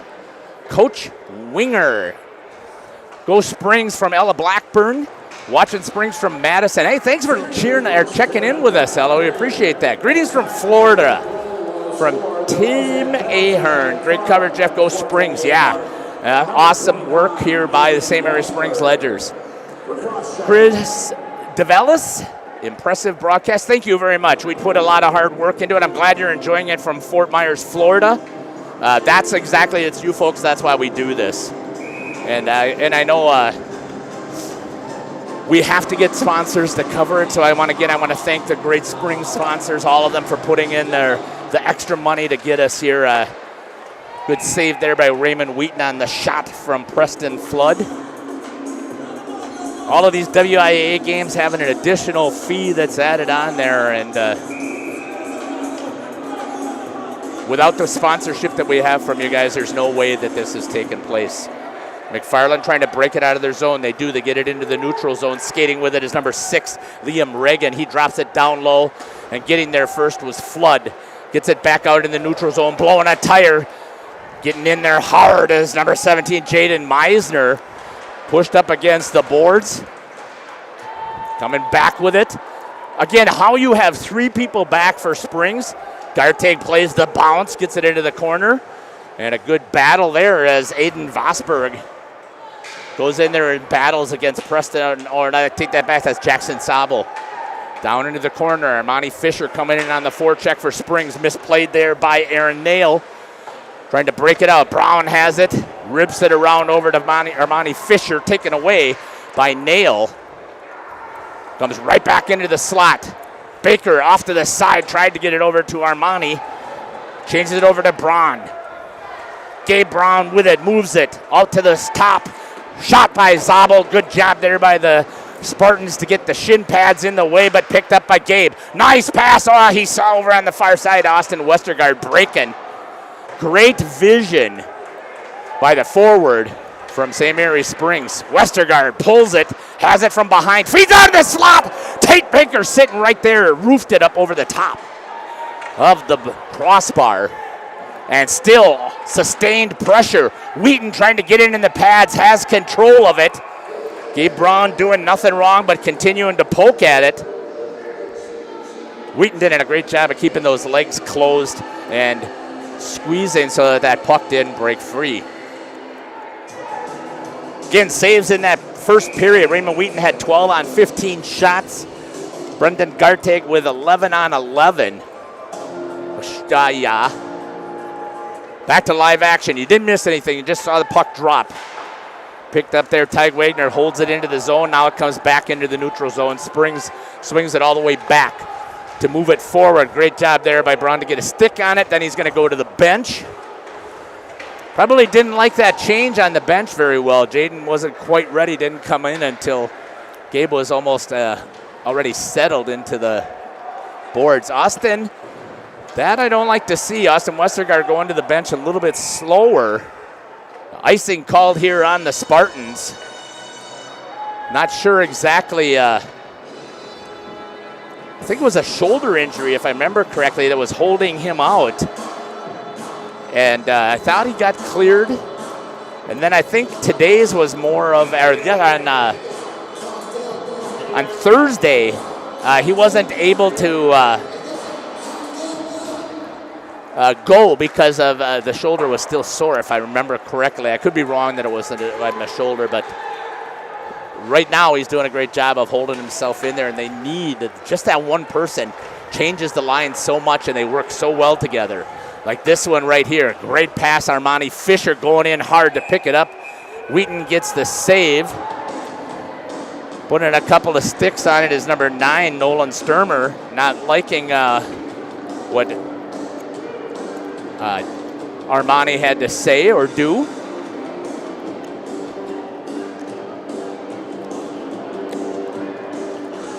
Still chirping as they go to the bench. Great setup there again with the camera by Cameron right down there. Such a great picture. Goes really well with our main camera here. You can see right down that line, and a great job of backing it out. So impressed with what this young man is doing. And congratulations to him. He said he's going to a Wisconsin Broadcaster Council convention up at Lambeau. So great to see that he has an interest in this, and I've told him before I'll take him anytime. So again, thanks for the recommendation by Carey. That's the first time I've seen somebody from McFarland, and that's Aaron Nail coming in with forecheck pressure. Don't like to see that follow-up cheap shot. Fisher gets back up to his feet as he was helped to the ground. It just has not flustered Springs right now. We talked a little bit about it. They can stay with you, match your speed, or they can match your power if you want to try and pound them. Back into the neutral zone, picked up there by Gabe Brown. Offsides, they're going to say. I didn't see who. It must have been Austin that came in offsides. I couldn't quite see down the line where it was. See if we got it here on camera. Oh, Tate right over there on the far side. Tate came in a little bit early, it looked like. 12:51 left here on the Quest Interior scoreboard, 3-0. For St. Mary Springs Ledgers here in this sectional semi, trying to get back to the sectional final. We're talking about a hot goalie. Wow. Now, I'm not going to say anything about the facility because Stoughton was let's see, how do you put it nicely? A very, very old-fashioned rink that was never updated. Both teams had to play on it, obviously. Oregon had played on it before, but 1-0 loss to stop Springs from going back-to-back state trips. And you know that Coach Colleen is over there, and he has not said anything to me in any interviews or talks about going back to state. One game at a time. And again, I heard that very much preached by Coach Welsh as well, talking about, you can ask me all the questions you want about future games. I'm not answering because it doesn't matter if we lose. So you play this game. And he never actually said the word lose. I didn't think that word was in his vocabulary. Down by the goal line once again, McFarland trying to get it out. Sustained offensive zone pressure again by Springs. Holding, it looks like they're holding their center's playing up a little bit high now to protect against. They've got the 3-goal lead, so we're going to protect no breakaways, no odd man rushes. And they still have been able to get some sustained pressure on net as well. It's going to be dropped down low. Gertig plays it, gets it over to Jackson Zabel. Zabel has it, changes directions, gets it over to Preston Flood. Flood banks it off the boards and moved it up.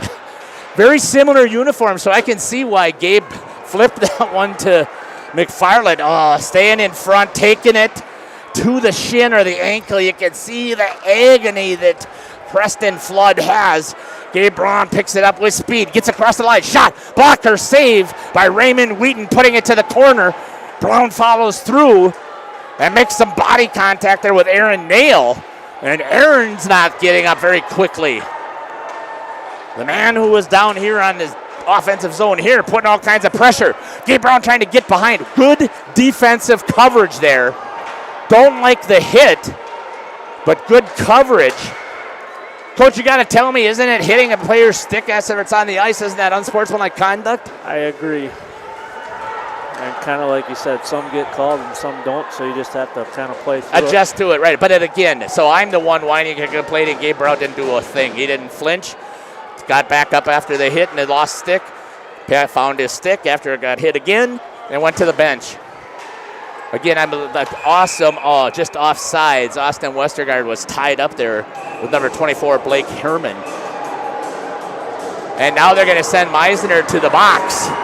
So he couldn't cool things down enough to continue to stay out on the ice.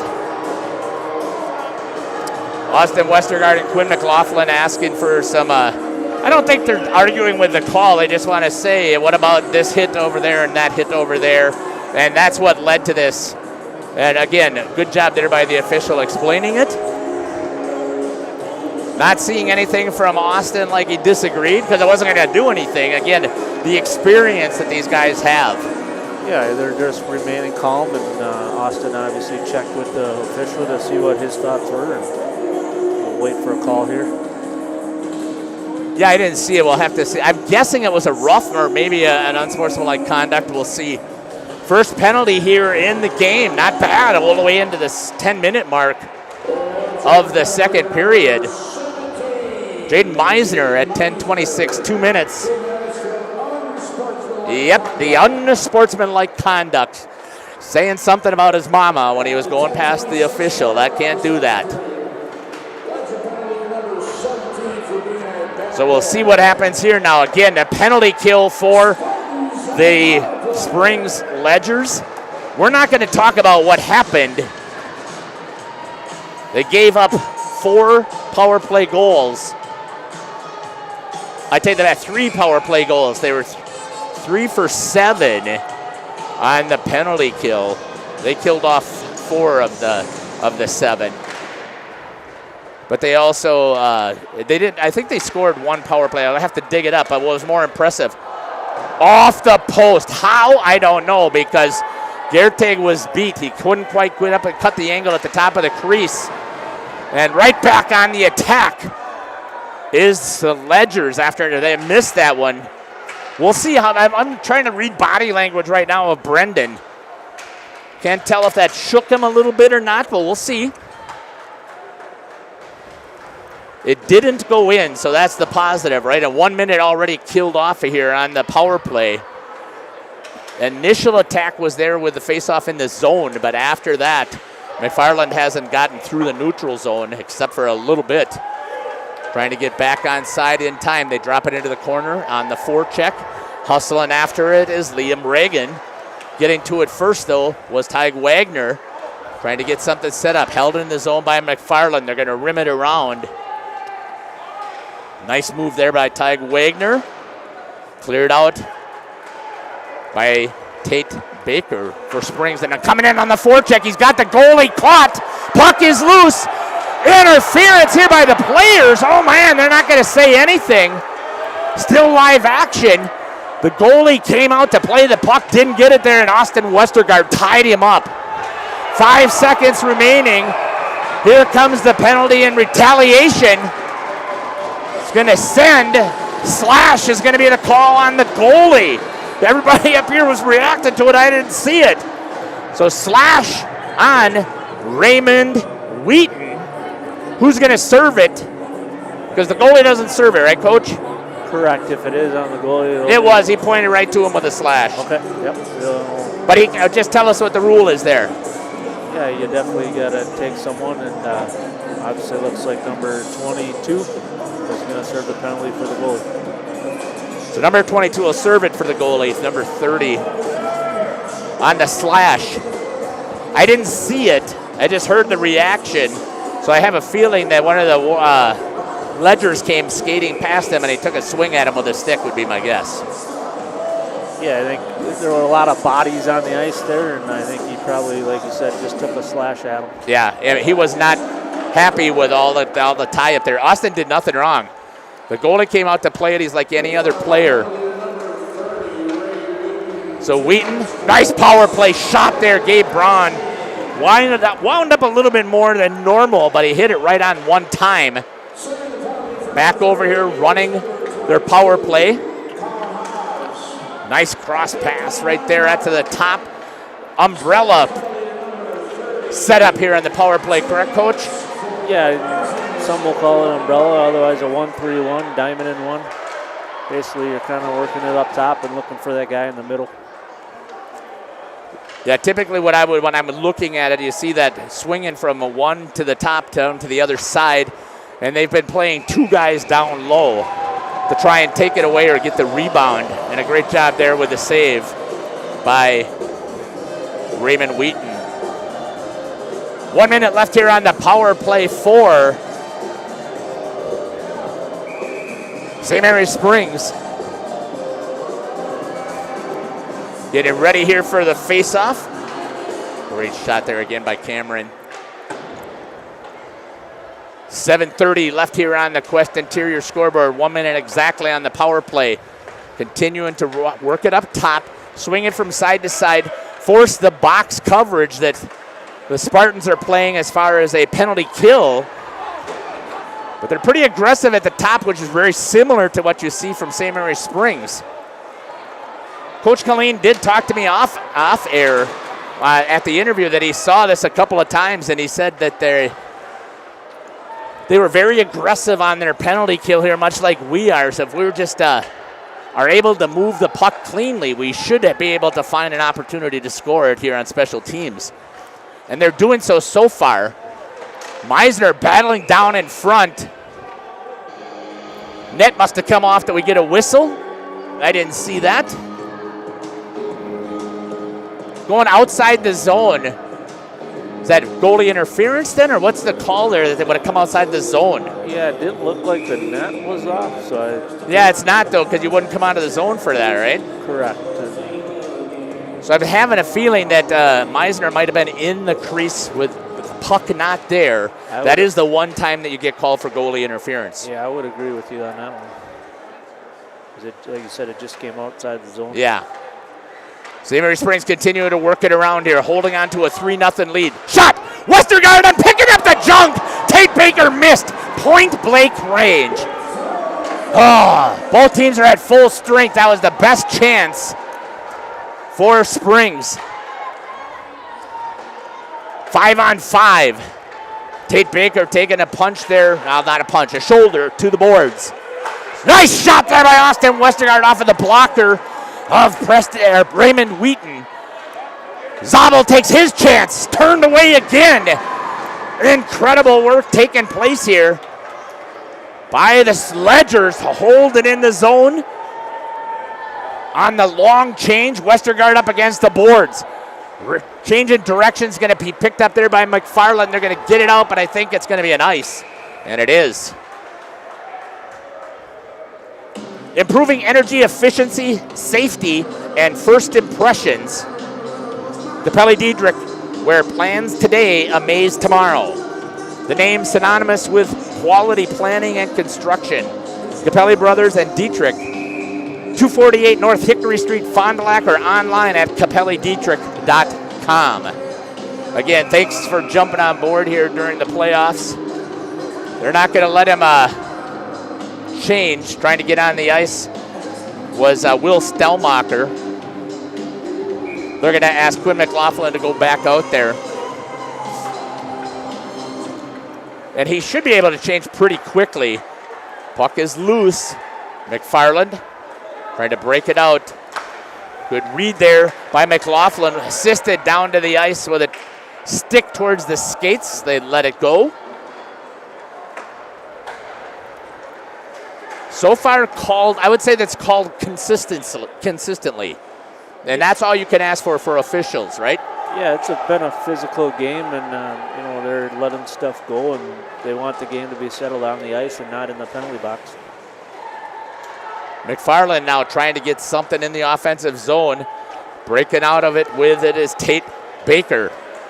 Walks in, shot. That one elevates again. He had somebody crashing. That was Will Stellmacher crashing on the opposite side, and typically you see them. There's another penalty coming. Interference is going to be the call as he played the stick. We talked about that before. I saw him knock the stick out of the hand. I want to say it was Tate Baker trying to get back into the play, and number 3 is going to have a seat with the interference at 4:50. We talked a little bit with Coach Winger, and I did not hear from him anything about special teams or making sure they stayed out of the box. But they certainly haven't seen a team like Springs. And maybe they have. I can't remember on their schedule. They played in the Badger Small. They were 8-4 in the conference, finished second. Interference is the call. 2 minutes to Aaron Nail. And Springs will try and set up their power play once again. If I remember correctly, regular season-wise, it was nice job there holding it as Braun. Trying to clear it out again. This time Isaac Zabel takes and holds it in. Got a little bit of an overload situation this time now. Swinging it, trying to get them to move out of that box, trying to find an opening. Swings it back over to Westergaard. He's going to take up to the top. Moves over to Zabel. Zabel swings it. Looks, comes into the dot, takes a shot. Pat save. Trying to hold it in and could not. Good work there for Isaac Zabel, but they're going to have to tag up and go. Westergaard grabs it, looking for a little space. Gives it to Isaac Zabel. He's going to come through the center of the ice. Swings it over to Gabe Brown. Brown tried to get a shot with a tip. Meisner doing the dirty work in front of the goalie. Fisher tried to get it down low at the goal line. Good tie up there by number 18, Sean Pritchard for the Spartans. Comes all the way back out. Isaac goes over to Gabe Brown. Shot elevated. And again, it's going to go outside the zone one more time. And I just don't see the call. I don't know how you would call goalie interference. Is it the interference signal? No, like you said, you just kind of say outside the zone. Yeah, okay, that's what he's doing, right? He's pointing it out that, again, I think Jaden's trying to battle in there really tight. Yep, didn't get the instant replay on fast enough. Yeah, not a penalty. It just comes outside the zone. And got to give the goalie room to operate. Correct. Face-off in here with Quinn McLaughlin battling against number 5, Drew Snyder. Picked up there by Tig Wagner. Wagner skates with some speed, gets it into the zone quickly. Good hustle there by Tig. Down into the corner. It's going to be picked up there by Preston Flood. He's going to come over here. Works it to the opposite side with McLaughlin. He's going to give it to Wagner. Wagner shoots, looking for the loose puck. Two guys in there battling for the puck. Meisner's down. Battling in there's Will Stelmacher. Puck comes out. Bodies recover. Wagner drops it back down low over to McLaughlin. Works it around the circle, back down to the goal line, out in front. Penalty is killed off, and 0 for 2 on the power play for Springs. Again, I believe regular season they were over 30%. I'll see if I can find that info. I got it in my binder here someplace, but I got papers laying all over the place. McFarland trying to get it out into the neutral zone, and again they hit their own player in the back. Trying to get it out here to the half wall. They do, trying to chip it out. It's Ty Polios. And a penalty coming here as he lifted Tate Baker right up off the ice. Roughing's going to be the call. And now Baker says something and eliminates what would have been a power play. Goes in and with an unsportsmanlike conduct, I'm going to say. Geez, you hate to see that. And it's so tough, Coach. I get it. It's tough to try and maintain composure. But, again, the people who normally are getting pounded, like a Gabe Braun or Austin Westergaard, they don't do anything about it. They just play hockey. So we got some 4 on, or is it still 5 on 5 because of coincidentals? Yeah, I believe so, right? Correct, yep.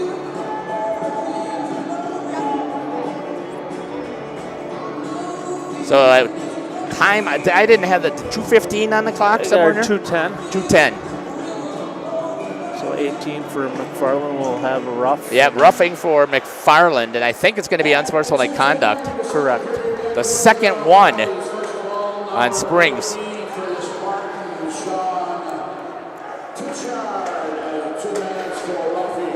Sean Pritchard with the roughing penalty on number 23, Tate Baker, who initially was able to get the penalty, having the rough hammered against him, and again, he must have said something about somebody's sister or something, and you don't say that to the officials, or he was standing to the other player, and the official just happened to be there because he was in good position there. He turned around and looked at him right away, hit the whistle, and said, "You go too." 1:40 left here in the second period. No score, but Springs jumped out to a 3-0 lead in the first period. The WIAA State Boys and Girls Hockey Tournaments run February 29th through March 2nd at Bob Suter's Capitol Ice Arena in Middleton. Take part in the true magic of March by accessing the WIAA website, clicking on the tickets link, at the top of the page to order your state boys and girls hockey tournament tickets. Now at WIAA.org. I have not been to Cap Ice since the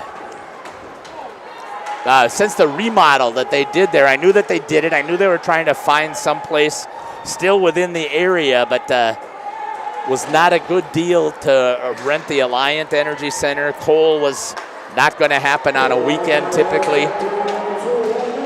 1 minute left here in the second period, so I heard with the USHL Caps playing now out of Cap Ice that they did a major remodel to upgrade the rink.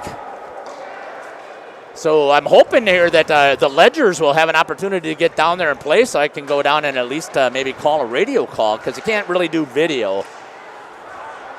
They've got that tied up with Rush Media. First time again that they had any time in the zone for McFarland, I would say, here in this most of this period. Get a whistle for icing. This is my pet peeve time that I can talk about it. What it does is it allows the teams to change their players. And that's it. Face-off coming back down where the puck was initially in the first place. And again, I would like to see, and maybe it'll come about with 4 officials on the ice, that if you ice the puck, you don't get to change. Yeah, and like I said, I believe everything will have to go through WIA to approve that. I think Gabe backed in that time. That's why he got the whistle for the offsides. Actually, even the NHFS is the National You're Federation. Right. NFHS calls right. They set up the main rules. Wisconsin does have an opportunity, though, to always make the adjustments that they want. Yep. And I cannot recall, because I haven't really paid attention to Minnesota hockey. I don't know if they are using 4 officials. Yeah, I'm not sure as well, but you know, if they did go to the 4 officials, that would give WIA something to lean on. Yeah, and they typically do that. When I was part of the sports advisory, Kardig right there, great job on the initial save, getting right back up to the post and staying right there squared up to it. And our score here on the Quest Interior scoreboard is 3-0. We'll come back and we'll talk about, again, some of the rule changes that we would like to see.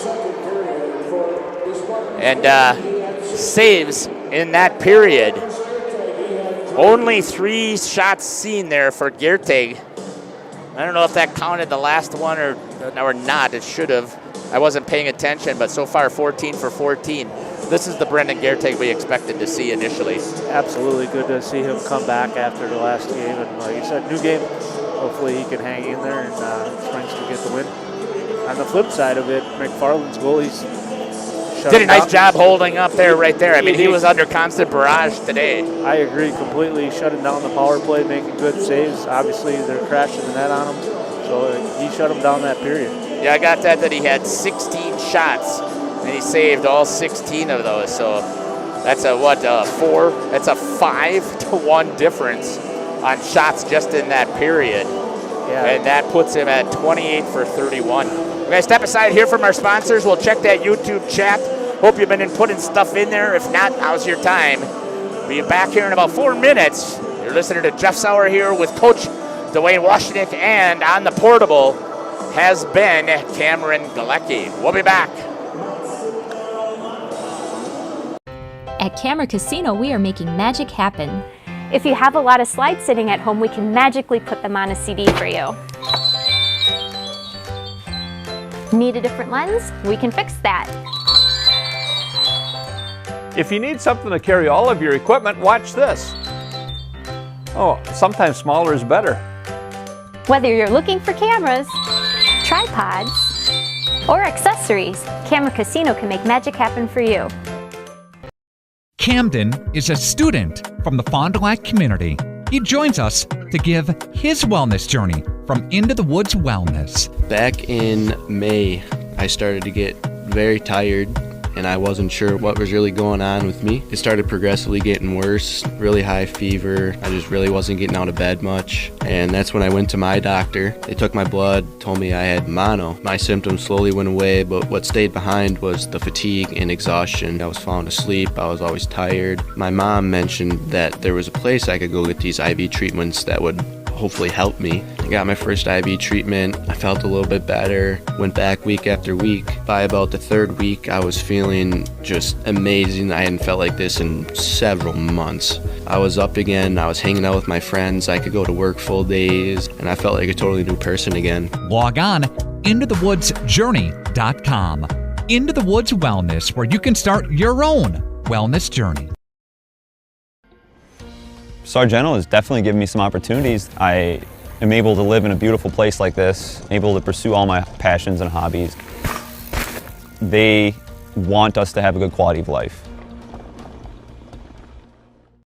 Join Ahern and build a better future. Ahern is a mechanical, fire protection, and fabrication contractor that's been doing business in the community for over 142 years. They're now hiring and typically recruit for over 180 positions across the company. Trades, apprenticeships, office professionals, internships, and more. Log on aherncareers.com and learn about the company and the positions they're currently looking to fill. Build a better future for yourself and your community. Go Ledgers from Ahern.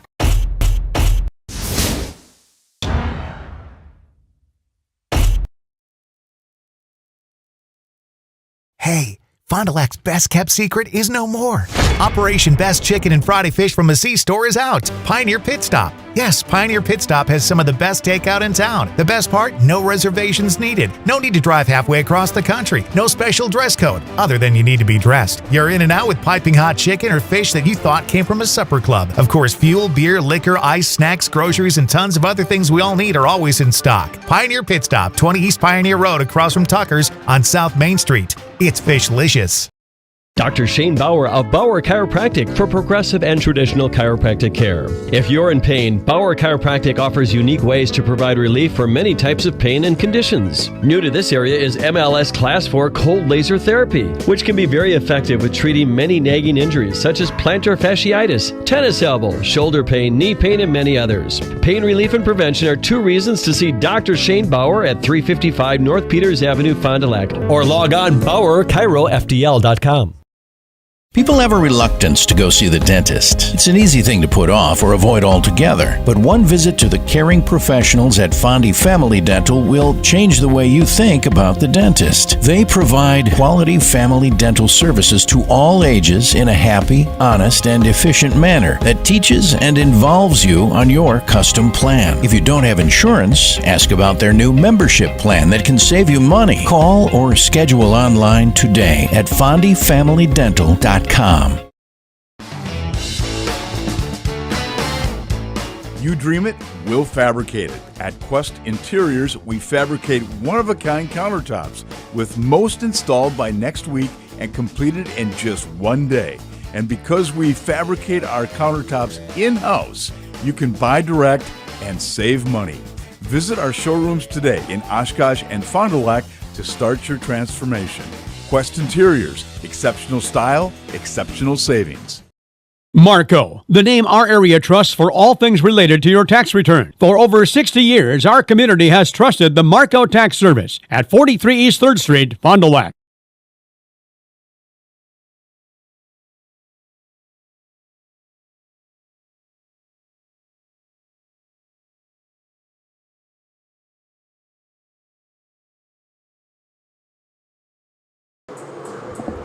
Welcome back here to the Fond du Lac Blue Line as we get ready here. 5:44 left here in the intermission of the second, at the end of the second period. No score. Penalties were put up. There was penalty free actually up until the 10:26 mark when St. Mary Springs took a penalty at 10:26, an unsportsmanlike conduct by number 17, Jaden Meisner. And then the next penalty at 8:29 was on the goalie. It was an interesting mishmash. Down around the goalie went to play the puck. Austin Westergaard came in on the forecheck faster than he was playing the puck. And once he comes out of that crease, he's like any other player. And Austin was in there forechecking, trying to get it away from him. Goalie dropped a stick. Another McFarland person comes in and turns it into a mess. But as they were breaking up and trying to skate away, the goalie, Raymond Wheaton, took a slash and hit one of the Springs players. For some reason, I thought that it was Tate Baker, but I could be wrong. Had to serve was number 22. Callan Haas served it at the 8:29 mark. A couple of shots, but nothing passed. Then at the 4:50 mark, interference called on number 3, Aaron Nail, for McFarland. And again, not able to score. And then we had coincidentals at 2:10. The coincidentals means a penalty on each player from the different teams. So number 18, Sean Pritchard, was called for a rough as he hit Tate Baker into the wall. And Tate Baker, while skating away, must have said something about somebody's family and got the unsportsmanlike conduct and served it at the same time. Both guys were out of the box, I believe, at the end of the period here, so they'll be starting out again fresh and clean. That so far has been the Holiday Automotive Intermission Show. Holiday Automotive Highlights is brought to you by Holiday Automotive, worth the trip. I'm not going to do a Taco Bell trivia thing. I just am not good at it, so I know that Nick is going to continue to help me grow and become more confident with that thing, with doing all of the different specials that are here. But once again, St. Mary Springs with a 3-0 lead over McFarland. That period was even except for shots. Again, Raymond Wheaton saw 16. He saved all 16 in this period. That gives him a 2-period total of 28 saves on 31 shots. Brendan Gartig, again, did a nice job there. He only saw 3 shots, and we talked about it, Coach, a lot about how it seemed like the zone time was really lopsided with McFarland having to defend quite a bit. Yeah, like I said, obviously shots favor the Springs, but then, like I said, their goalie, Raymond Watson, shut them down that period. We're going to step aside, get some more of our sponsors in here again, and then we're coming back to check that YouTube chat. And even if you put something in there and you want to put something else in there, again, let a kid know who you're cheering for or where you're watching from, and we'll come back and we'll talk about it. You're listening to Jeff Sauer, Coach Dwayne Washnick, and Cameron Galecki on Portable. We'll be back.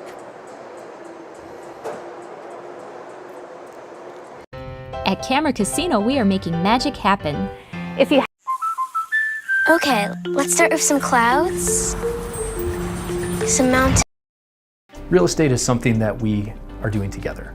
We're in it together till the end. The best achievement that I can have is when the property successfully closes. Probably the most rewarding part of my role with Addison Jones and Signature Homes is the ability to take a client from the very beginning stages of building a new home all the way down to the point where we turn the key and move them in and watch their eyes light up as they see the finished product. Buy it, sell it, build it. That's Addison Jones.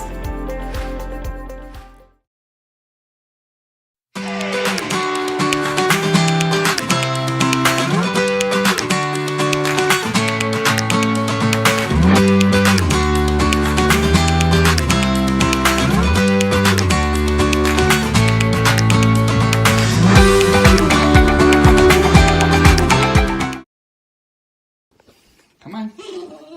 Come on, you can do it. Yeah, come on, show me. Come on. Come on. Well, come on. Come on. Yeah.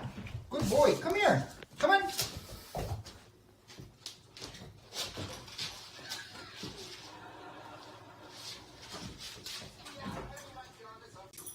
Jackson, are you going to come over here?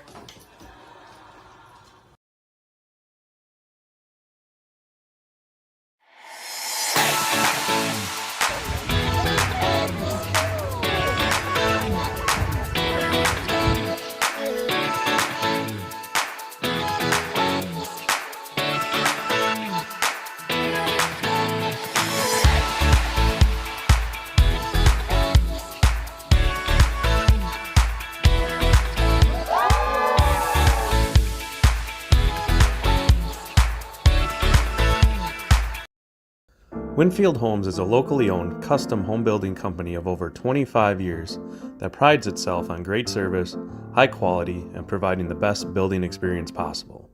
Owners Jim Boudry and Jason Zellner are there for you every step of the way to ensure that your new home is built just the way you've dreamed it to be.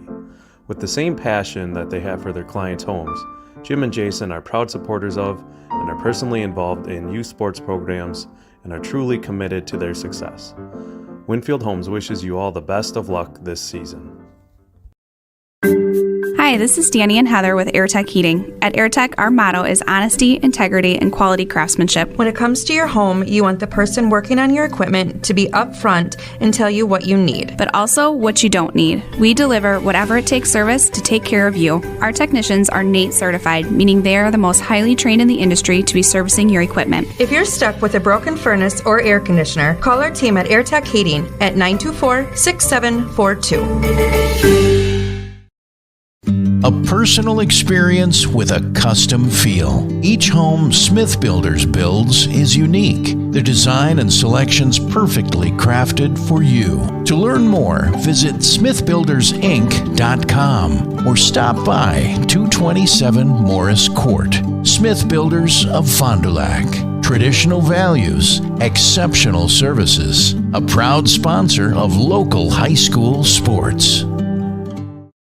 This is Craig Larson, sales manager with locally owned Dufresne Moving and Storage. Moving is very important to me, and I take pride in making sure our clients are happy with their overall experience at a reasonable cost and done in a high quality manner.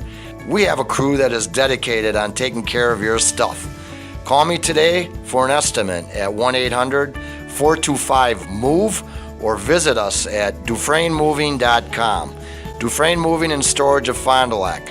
Making your move and storage of goods simple. Welcome back here to the Fond du Lac blue line. Both benches banging on the boards as they get ready here for the third period. Offsides, immediate call. Great to see it, and that's typically not the official's call, but he was right there on the line because the other official on the opposite side was trying to get into position. Yep, the linesman dropped the puck, only took 4 seconds there. Yeah, but great work by the crew. That's kind of where I wanted to make sure that they get their recognition too. Talked about it before, how consistent they were. St. Mary Springs here at 1640 for a potential matchup against Oregon once again. But those Waupun Warriors are doing a great job battling down there. It's only 3-0. I didn't see if, I think that was, had to be the end of the second, I'm thinking. I think it was a 7:30 start time. So the Zamboni was on when we looked, so I think it's after 2. Yeah, I didn't pay attention to that. But again, I've covered Waupun quite a bit this season. When it wasn't on Radio Plus, I put it on my live stream channel. Again, so if you don't know, hockey is my favoriteest sport. God, I still would trade anything if I could learn to skate, because I'd love to be out on the ice, but maybe it's you can't teach this old dog new tricks or something, because so far I haven't been able to figure out how to. So I don't know what happened here to my monitor. It's showing me, I don't know what I did.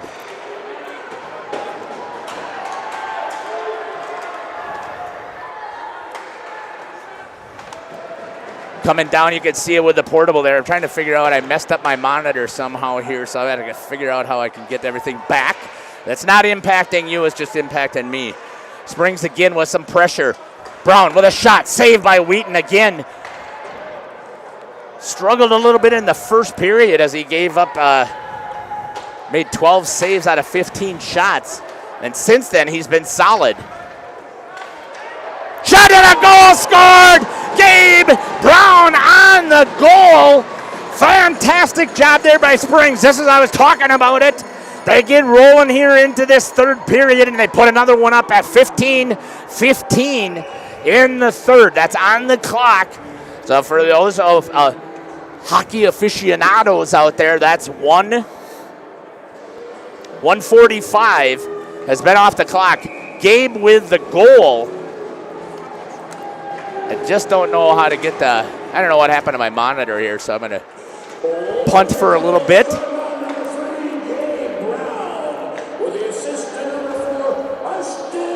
Austin Westergaard for his second assist. Even strength goal.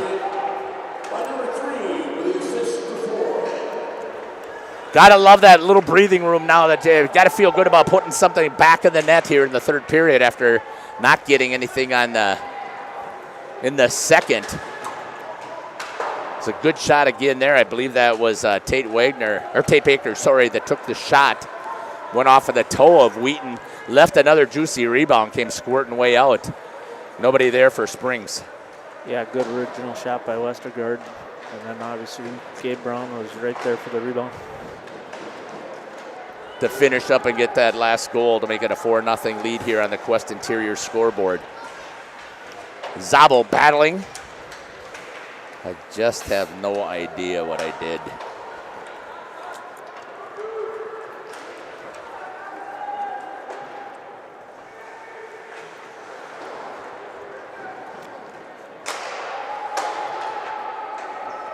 There, I figured it out. Push a couple of buttons. So St. Mary Springs again, you never want to hang it up because hockey, no matter what the score, a team can come back. 4 goals is basically a minute and a half. 4 solid shifts, and all of a sudden it's right there back to an even game. So until that clock gets underneath where you're feeling pretty comfortable that your defense can shut them down, and right now Springs has done so. McFarland tries to get it back down in there, picked up there by Tyg Wagner, rips it down, gets an icing, and that gives him the chance to go to the bench and change. Our infamous rule change that we want. Yeah. Or don't want. Yeah. Depending on who it is. Right, exactly. Yeah, I'm in favor of it. Again, when Caleb and Justin, who's calling the Waupun game, and I saw a couple of things in the chat that he's doing a fantastic job there. He played juniors with Caleb, and they played a couple of teams that they weren't together in juniors. And I guess until you see it, you don't know any different, right?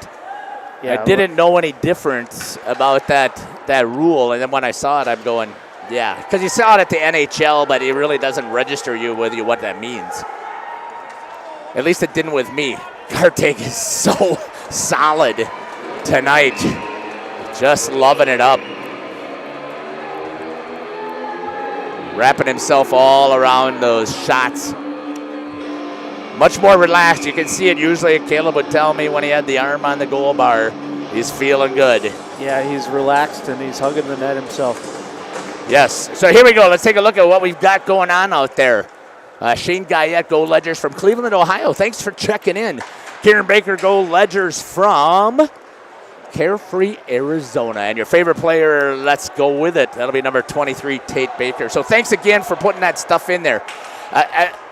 I cannot emphasize to you enough. What a great job. Sorry for jumping in here, but Brendan Garteg all the way out past the top of his crease, shutting down angles. And again, he will tell you, and same thing that my son told me, if he's way out there, he's feeling good because he knows that he can control that puck. Because way out there, you give up a rebound, your whole net's wide open. Yeah, he's coming out way outside the crease, cutting down the angle. The confidence is definitely there. Yeah, and that's great to see. I'm glad that Brendan is able to shake that last one off and get in here. So back to the YouTube chat. You know, it only seems like today is the game, but it's not. Next year, some of these kiddos will go back in their watch. Here's an odd man rush coming over to Baker, shot, and just couldn't get a hold of it. Wheaton got his foot onto the post. The puck was there, sitting there. Who was on that opposite side? I didn't see. I'll see if I can pick it up on replay. It's a great pass to Tate Baker. Oh, that's Gabe Brown on the other side. Great work there. Gabe knowing that they're going to come after him and try and shut down his angle. Yeah, and he did a fantastic job there. Yeah, it was a great scoring chance, and then the net popped out. Forward lines all change. Sorry about that. Nope. Brody Highland getting a shift out here, as well as I think that's number 25, JT Koenigs. He was out before. Who else is out there? Number 7 getting some time, Will Stellmacher. Number 24 playing at D is Pierce Weber. And he's D partnered with Preston Flood. Puck comes out all the way through the zone, and it's going to go on net to Wheaton, sorry about that, Raymond. McFarland again, they had some pressure here for the early part of this after the goal was scored. And again, they're coming back into the zone quickly. But they haven't been able to find the answer to get one past Brendan Gardig. Oh, sorry about that. You had the long view. My apologies. I've been moving around here more than I typically do, too, so I can see some different stuff. Shot by Isaac Zabel goes wide. So once again, I mean, they're going to go back to this. If this is the one time that you actually got to see a grandson or a niece or a nephew play. Got a penalty coming here. I think this time it's going to go to, it's a trip. And it looks like it's going to Austin Westergaard. Power play opportunity here again. This will be the 3rd time power play opportunity for McFarland. At the 11:01 mark here of the 3rd period. I got to dig up some of that information here quick because normally I like to have it here at my fingertips here, so let me see what I can find here. Yeah, Springs did not do well in their first one. They only had a 57% penalty kill. But I believe that they were up over, I wanted to say they were over 85% or maybe even 90%.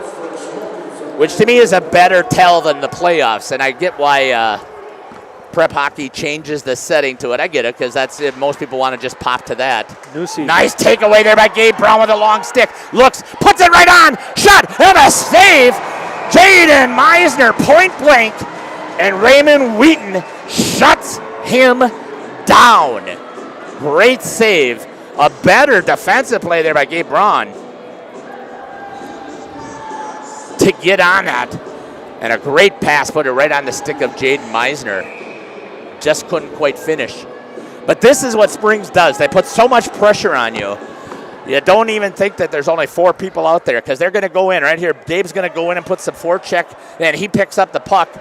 Now he'll bring it back to the D. Isaac Zabel has it. He looks. It's going to be whipped all the way down, and going in hard on the forecheck is going to be Gabe Brown. Again, just takes it away from you. Holds the puck, holds the person, not holding, penalty though, but pins him up against the board. Flying back in there to take away a passing lane was Tate Baker, and it goes to Isaac Zabel, and it's turned away. That's how fast the attack goes. And it looks like there is going to be a penalty called. Unless it was a high stick. I think it's going to come all the way down. Oh, is this the one that did it? I didn't see the high stick, but it looks like it was played with a high stick is what you're saying? Because it wasn't a penalty high stick. Correct, played with Got a it. high stick. So the puck was played. It was tough there because, like I said, referee had his arm up, Yeah. so we didn't know which and which. Right. I thought it was a penalty. Or was he giving the offside signal or what? But okay, so we're going to start back over again. That's going to go right back down. 40 seconds left here on the power play. Thank you to the 185 computers that I can see that are logged in here. I hope you're enjoying the broadcast. We enjoy bringing it to you. I love hockey. I'm just telling you, I like to call the game. And again, I want to give a shout out to Radio Plus for bringing me on board to do it. I really appreciate it. And I'm glad that we're able to follow the ledgers right now. Was a hope that Fond du Lac would have stayed alive, but the Beaver Dam just had their number on Thursday. Was hoping that the Warbirds also would have an opportunity, but the higher-seeded Warbirds fall to Arrowhead. Caretake is just on fire. Oh, okay. We'll see what happens here. 1 second left on the power play. We'll see who's going to have a seat. Looks like Tyg Wagner's going to have a seat. And it's looking like number 3 is going to have a seat, being assisted. So Tig is going to have a seat. We'll see what the call is. Number 3 and number 6 going in the sin bin as well at the 9:02 mark. We'll see if I can get, I'll probably have to pick it up. So he's doing some offsetting, that I could see. So it looks like Tig's is going to be an offsetting, or a coincidental is what they call it in hockey. I just don't know what the issue was, so we'll see if we can pick that up. Yeah, probably, like you said, somewhere in the roughing category. Yeah. There was a little scrump, so obviously emotions are high right now. Hey, stick with us as well. We will interview some players, and we'll catch Coach Colleen at the end of the game here. Assuming that they're still going to walk away with this victory 4-0 again. Leads like this can be closed in a hurry. The one thing you see, though, not happening is Springs is not giving up yet. They're continuing to put all kinds of pressure on there, on McFarland. Yeah, it looks like a couple penalties were coincidental. High stick and a goal scored for St. Mary's Springs. I didn't see who put that one in. I got to pop back and get it on a power play. Oh, they're going to wave it off. Played with a high stick. Oh, I got to see it. Oh, that was great work, I think, but they're going to say that the stick was above the crossbar. Yeah, for those that I'm just trying to pick up the number right there. Oh, that was Tate Baker, too. And now it's going to come all the way back down because it was played with a high stick. Oh, shucks. For those that are familiar with the Michigan play, yeah, he did pull it off, but obviously the referees called high stick on it. So that's what it was. It was that little wraparound. Pick up the puck, wrap it up, and throw it in the net. Waved off there on the power play goal. Here comes Austin Westergaard right on Armani Fisher's stick. Couldn't control on the power play.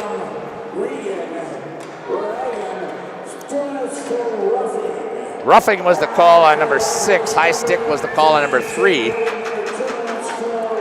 we're going to get another penalty on McFarland coming up here.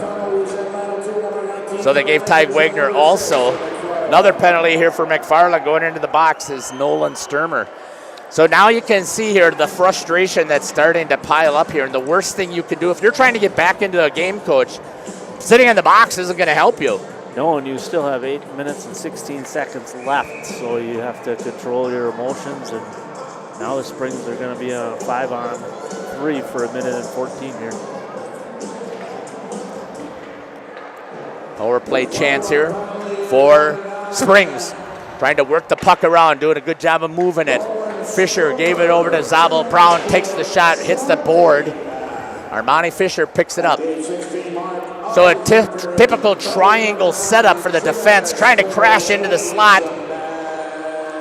Nets off. And we'll get a whistle. Great job shooting down there by Cameron to pick up some great shots down by the net.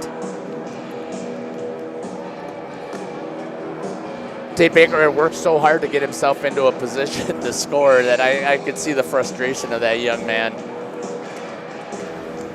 Fisher wins it over back to Gabe Braun, over to Isaac Zabel. Across the top again. Shot wide. Tate Baker sitting on the backside trying to pick up any rebound, but it didn't hit a pad or a body. Zabel takes it in again. He tried to hit this time. Tate walked on into the net. Could not get it. Gabe Braun with it. Moves it down to Tate Baker. Back over to Zabel off the skate. One-timed and hit. You can tell that hurt number 19. Jacob Stertz. 20 seconds remaining. Puck is loose. Trying to battle it in there. Net comes off. And we get a whistle with a loose puck sitting right down there. And again, a great camera shot at ice level there, battling. You can see the puck was there, and the net came off.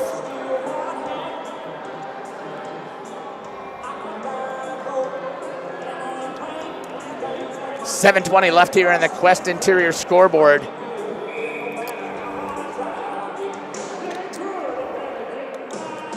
Again, I want to thank all of our sponsors for jumping on board here, giving us this opportunity. Oh, they were sitting both there, Meisner as well as Quinn McLaughlin. Good work there. Zabo switches this time. 4 seconds and 3 seconds and 2 and 1. It's still now a power play to 4 on 5. McLaughlin moves it back over to Will Stelmacher. Shot into the body and cleared by the Spartans hustling after it. Some good hustle there, Mason Pomeranian. And a follow-up and a short-handed goal scored by number 7 on the Pomeranian miss. Goal scored for the Spartans. Initial save, but left it out front. We talked about that several different times, Coach. You just got to control those rebounds. And unfortunately, Brendan Garteg was unable to control that one. And at 6:45, and shorthanded goal. Number 7, I'm assuming they're going to give that assist to Pomeranian, and he did a fantastic job of flying down the ice. Yeah, possibly 7 from 8. That's what I'm thinking here, so we'll find out. Again, shorthanded. McFarland, so we said it earlier, then it's not over. They closed it with 3.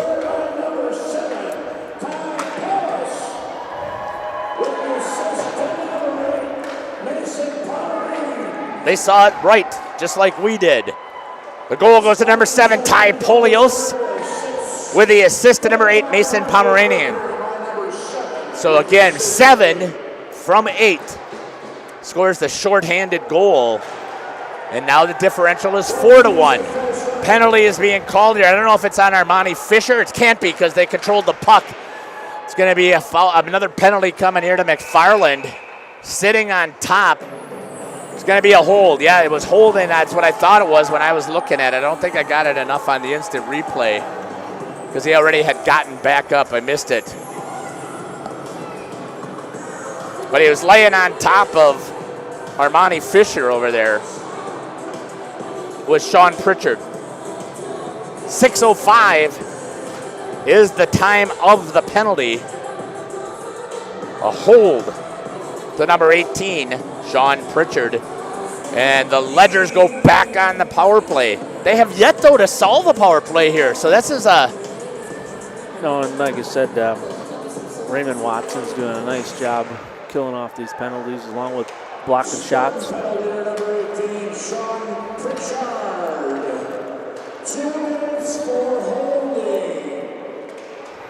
Shot by Gabe Brown into the net. Going to be cleared by McFarland. Pomeranian isn't out there, I don't think. Yeah, he's not out there because he flew down the last time and picked up that puck before it got down. Room here for Gabe Brown to work. Shot into the back of the net. Gabe Brown, is that a hattie? It is. Hat trick on a power play goal at 5:35 to Gabe Brown. I'll see who got that assist, who moved it out from back behind there. I didn't see it. No, I didn't get back on the instant replay either. Back-to-back hatties for Gabe Brown. 5:35. We'll see who's got the assist. Great work there. Gabe has just got a special sense and control with his stick. You can see that open corner.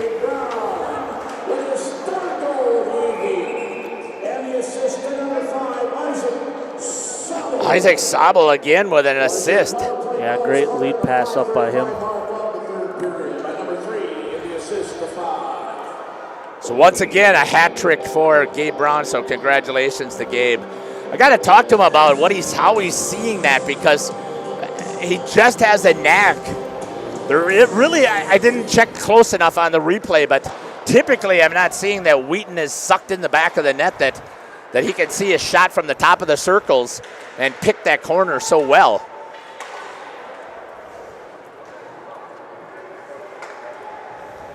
McFarland again, so anything that they had rolling here, that kind of takes the winds out of the sails, and here at 4:58.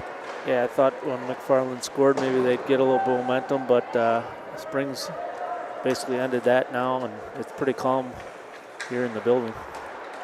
Yeah, because I guess I'm surprised, though, that there wasn't a bigger crowd here from the students section to cheer them on. Now, there could be another game that's taking place that I don't know about. But this is to one step away from state, so you're going to win your sectional semi. You're going to be going down to Oregon. Oregon was up 3-0. Armani Fisher sails that one off of the stick of Raymond Wheaton, and it's going to sail out.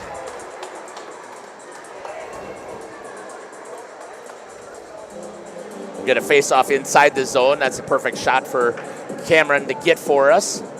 We'll get those microphones set. Cameron will join me on the ice when we get those interviews. It's the first time I've seen Nolan Blackburn get some ice time. That's good to see that. Number 6, Liam Guyette getting some time.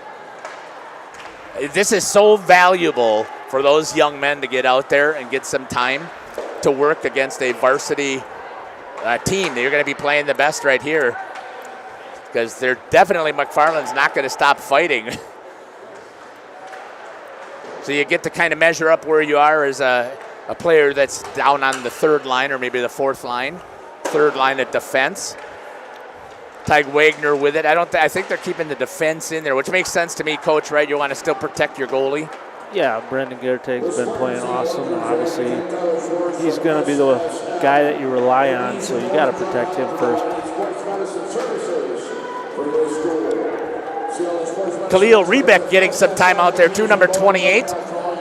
Try to get as much recognition as I can for players that we don't get to chance to see a lot. Brody Highland again, he's getting some time. I think this is the second shift I've seen him on the ice. Trying to chip it away was Will Stellmacher. Trying to get a wraparound. Nope, goes all the way out to the slot. Nice pass. Gertig fights it off and keeps the 5-1 victory showing here for the Ledgers at 3 minutes. Gonna find my microphones here, get those babies dialed up.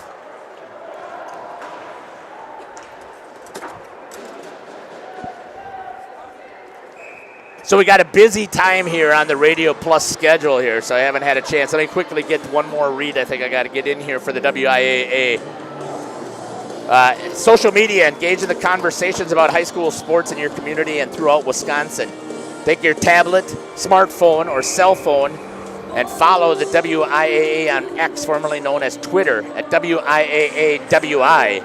For general information, at WIAAWI State for state tournament updates. You can also friend the WIAA on Facebook and find them on Instagram. Connect with the WIAA today. So the gentlemen that are coming out on the ice are definitely continuing to keep up the pressure here. So it's fantastic work to see that taking place here. Now, you know what, Coach, I did not get a lot of time to use our gimbals down on the. I'd have to change some batteries here. Didn't get a chance to use those tripod gimbals down there as much as we were hoping to, because they just got some great shots. Going to the box is going to be number 22.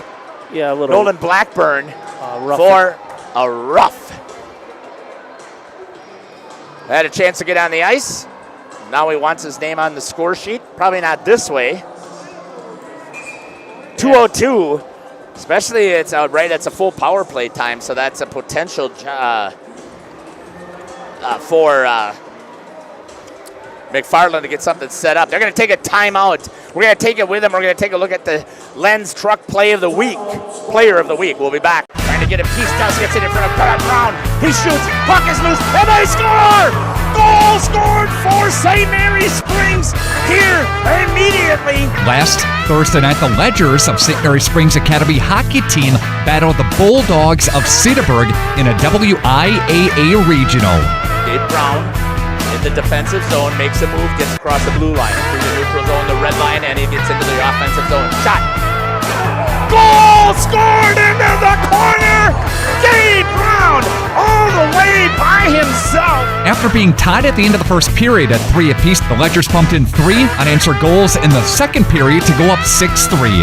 The Ledgers ended up winning a final score of 8-5 behind 4 goals, also had 2 assists in the game, a total of 6 points. He's our Lens Truck Center Player of the Week. Zabel moves it over to Brown. Brown with a shot in the back of the net, and he scores! Goal for St. Mary's Springs, Gabe Brown. If you want a truck or an SUV, go to Lynn till you like what you see. Hundreds of trucks all on one lot. If you want a truck, it's what we've got. Lynn's Truck, Lynn's Truck. We got the trucks there. And we're back here to live action again. Thank you to Len's Truck for continuing to sponsor Play of the Week and Player of the Week. Definitely deserved by Gabe Braun. And I mean, you're almost looking at a full week here with another hat trick for Gabe. And I tried to balance out my interviews, but here, I mean, I don't have much of a choice. I've got to get a hat trick on here. Yeah, and after the first game, definitely Brendan Gertag as well. Yes, I mean, I agree with that. He's got 27 saves right now out of 28 shots. Trying to kill off this penalty to keep it there.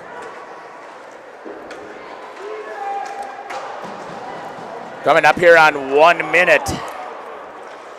So, Coach, as soon as we get to number 4, obviously, is that close-up camera for us, okay? Okay. I'm going to switch off this mic, and I'm going to see if this one's working.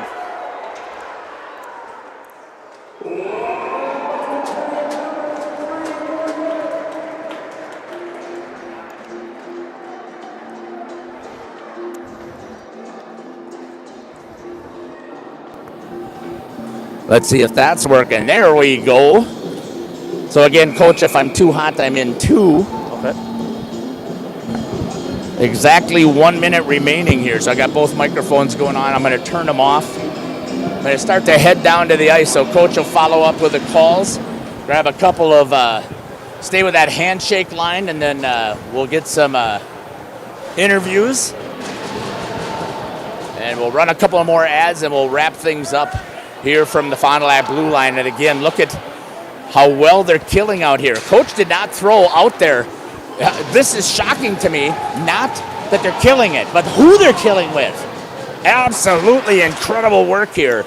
On the ice is number 6, Liam Guyette. Shot, nice job there, fighting it off. Number 24, Pierce Weber. Trying to battle down low is number 21, Fisher Gola.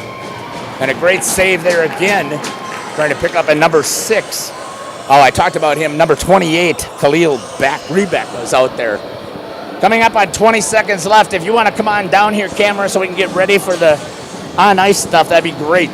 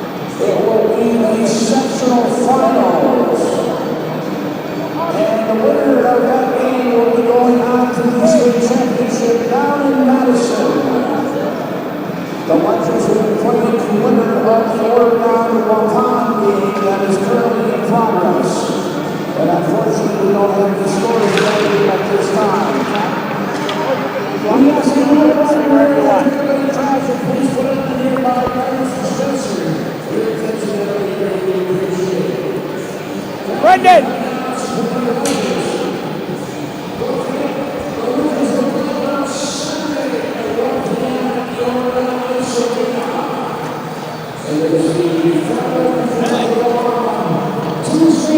Thank you. Coach, don't leave. You left last time. All right. We're down here. You got us on camera 4. Perfect. So we're right down here today. So thanks a lot for camera to get those shots here. Hey, talk to me about today. Completely different than the way I saw you play on Thursday. Yeah, Just talk about that. Last Thursday it was a little rough, but we came out with the win, and that's what we want. Same thing with today. I'm not mad I lost the shutout. We got the win, and we played good, so hopefully we carry it into Oregon, I'm assuming. Yeah, well, as of right now, the last we saw was a 3-0 score with Oregon was up on Wapamba. I haven't followed up since. But just talk about today you just looked more dialed in. You felt a lot more confidence. Is that what was happening out there? Yeah, I definitely felt more locked into the game, seeing pucks way better. I didn't get very many shots in the second period, but I still felt ready to go at all times. Yeah, so again, a fantastic job. I really loved how you were able to bounce back from the game on Thursday. And your confidence level was so high. Just talk a little bit more about how your defense also was able to help you with some of that. Oh, yeah, they're always back-checking, blocking shots. They have the whole season. Coach Kevin always talks about defense first. I know I like to hear that. Yeah, everybody's just working their tail off. 33 of 34 on the save board. So again, congratulations. Thank you. We're going to see you on Saturday. And I think puck drop is at 12:30, but I'm not sure, but we'll be there to cover you. All right, perfect. Congrats. See you there. Thank you. Oh, yes. Austin, how are you doing? I'm good. Hey, it was great to see you out on the ice today. After sitting out on last Thursday, just talk to me about your whole mental aspect to the game. It's really just come out here and work as hard as I can and just let everything else fall in place. And it worked today. I believe you had 2 assists, but I was really more just wanted to see what your thought process was after having to sit up there by us. Things feel better down here on the ice? Oh, 100%. It was very, very hard to sit up there and watch the last game from the stands. I don't know if you saw me. I was just pacing around the rink. Didn't know what to do with myself. Yeah, and that was. And I was glad to have you see back on the ice. That really helped that line gel. You guys did a nice job of working out there, especially in the first period. Yeah, I'm definitely glad to be back. All right, thanks a lot. Congratulations on the victory against McFarland. Thank you. I was thinking about we're going to Oregon. Yeah, so I can't wait for that game. I agree, and I was texting back with their coach, who was my son's goalie coach for probably 13 or 14 years, and I said I can't wait to see the revenge match coming back. Yeah, they definitely have a good goalie. They do. Sure. They're solid. So thanks again. Congratulations, and we'll see you on Saturday. Yep, see you there. All right, take care. Gabe. How you doing? This is the playoffs. Yep. And a second hat trick? Yep. Just talk to me about, so one of the things that I noticed from you when you come into the zone, you start already focusing on a spot. Yeah. So tell me what you're seeing as you start to come in the zone, especially from the goalie. Okay. Yeah, a big thing I like to focus on is like changing the angle, catches the goalie and the defender off guard. Goalie will normally drop down early, and then you can put it up high, down low, wherever he leaves open. And I've seen you, I mean, you're picking your spots. You're hitting corners pretty well. Yeah, they're just going in right now. I'm getting lucky, I guess. I wouldn't say not, because you work so hard. Yeah. And again, every shift that was out here, it was a very physical game there, especially at the end of the second, middle of the third. Yeah, it was a little more physical this game, but I think we played through it well. Still got our goals, won the game. Yeah, I would agree. I mean, teams think that because you guys, most of the time, I see you guys as the smaller team, that they're going to just try and pound you. Yeah. And it doesn't work that way. No, you guys handle it. Yeah. Kind of where does that mentality come from? I don't know. I feel like I really don't know. You guys practice it? Does coach talk about it? Do you figure out ways to make sure that if you're going to take a hit that you angle enough? I mean, I don't know if it's that, but we try to support each other really well. We try to skate in on pucks fast. We just support each other well as a team. I would agree with that. Yeah. So congratulations. 2 hat tricks in a row. That's 9 points. Did you have an assist today, too? I'm not sure. I did not have you down for an assist, but again, that's 9 points that you have had over the last 2 games. Yep. Congratulations Thank you. on that. And I don't know, but make sure you go check it out. You were the Lens Player of the Week. So nice. Yeah, congratulations on that. All right, we'll see you in Oregon on Saturday. All right. I believe puck drop is at 12:30. So All right, sounds looking good. forward to the rematch.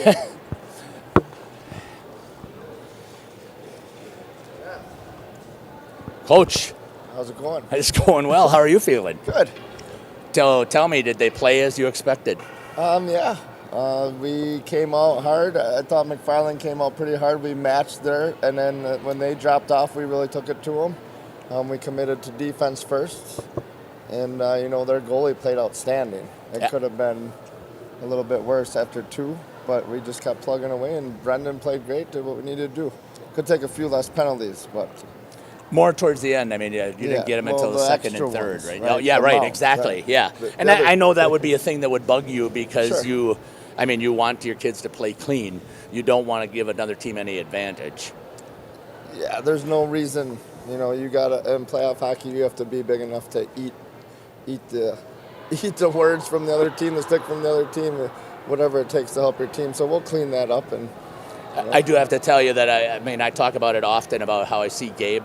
Whenever he's pounded or goes down to the ice, he just gets back up. And there's usually an official there. I've not seen him one time turn to the official and complain about not getting a call. I see the same thing from Austin Westergaard. And I'm assuming that's just the amount of hockey that they play. But do you think you can use them as role models for some of your younger players? Sure. It's it's pounded in their head every day.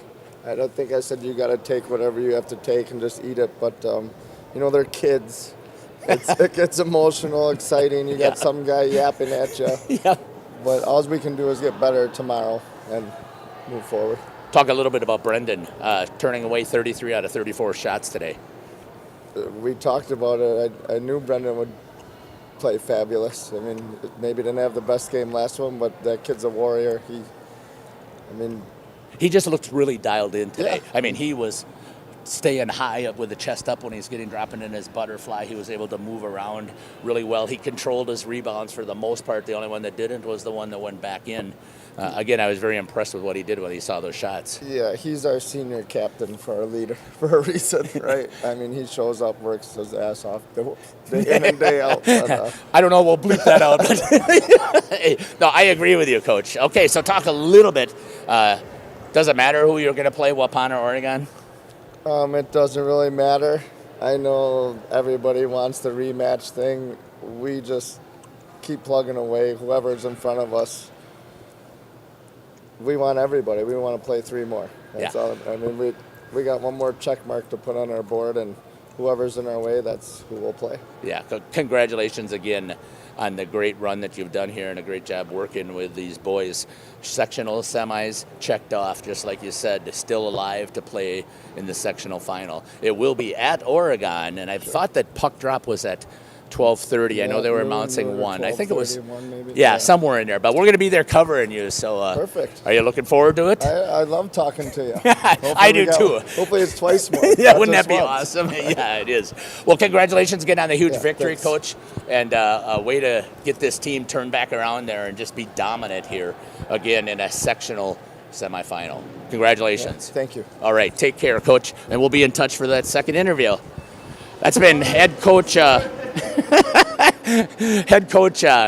Kevin Colleen here for St. Mary's Springs. And again, I was very impressed with what I saw from this team today. They just jumped all over McFarland, the Spartans.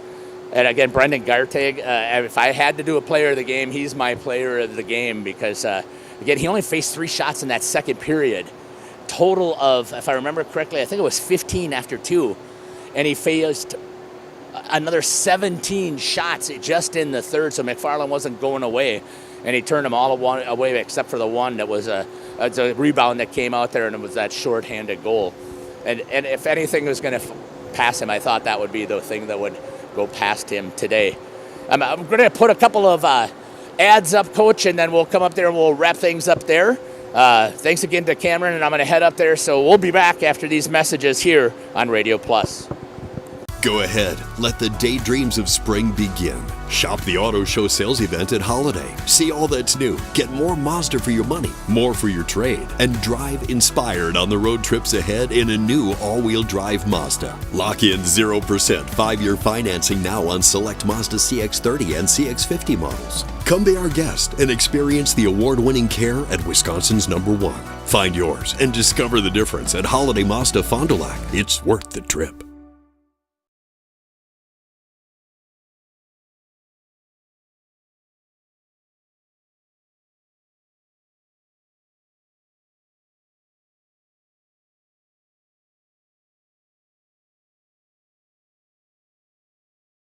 Being a smaller organization, I think, gives us such an advantage to be able to adapt to what our customers need, especially at the small business level. They give us feedback on what's important to them and what products and services they need and are important and they value, and we can make adjustments. We can hear our customers as to what they need, and we can make adjustments relatively quickly. I think they see that, they see our flexibility, and they understand this is an organization that wants to work with us. They're not just going to do it their way, they're actually listening and hearing what we need. Dr. Shane Bauer of Bauer Chiropractic.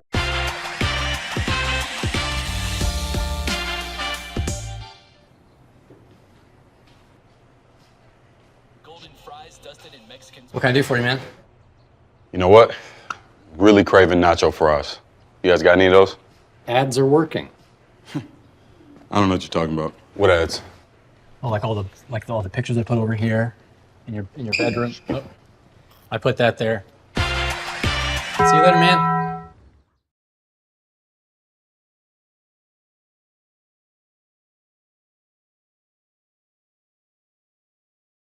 Real estate is something that we are doing together. We're in it together till the end.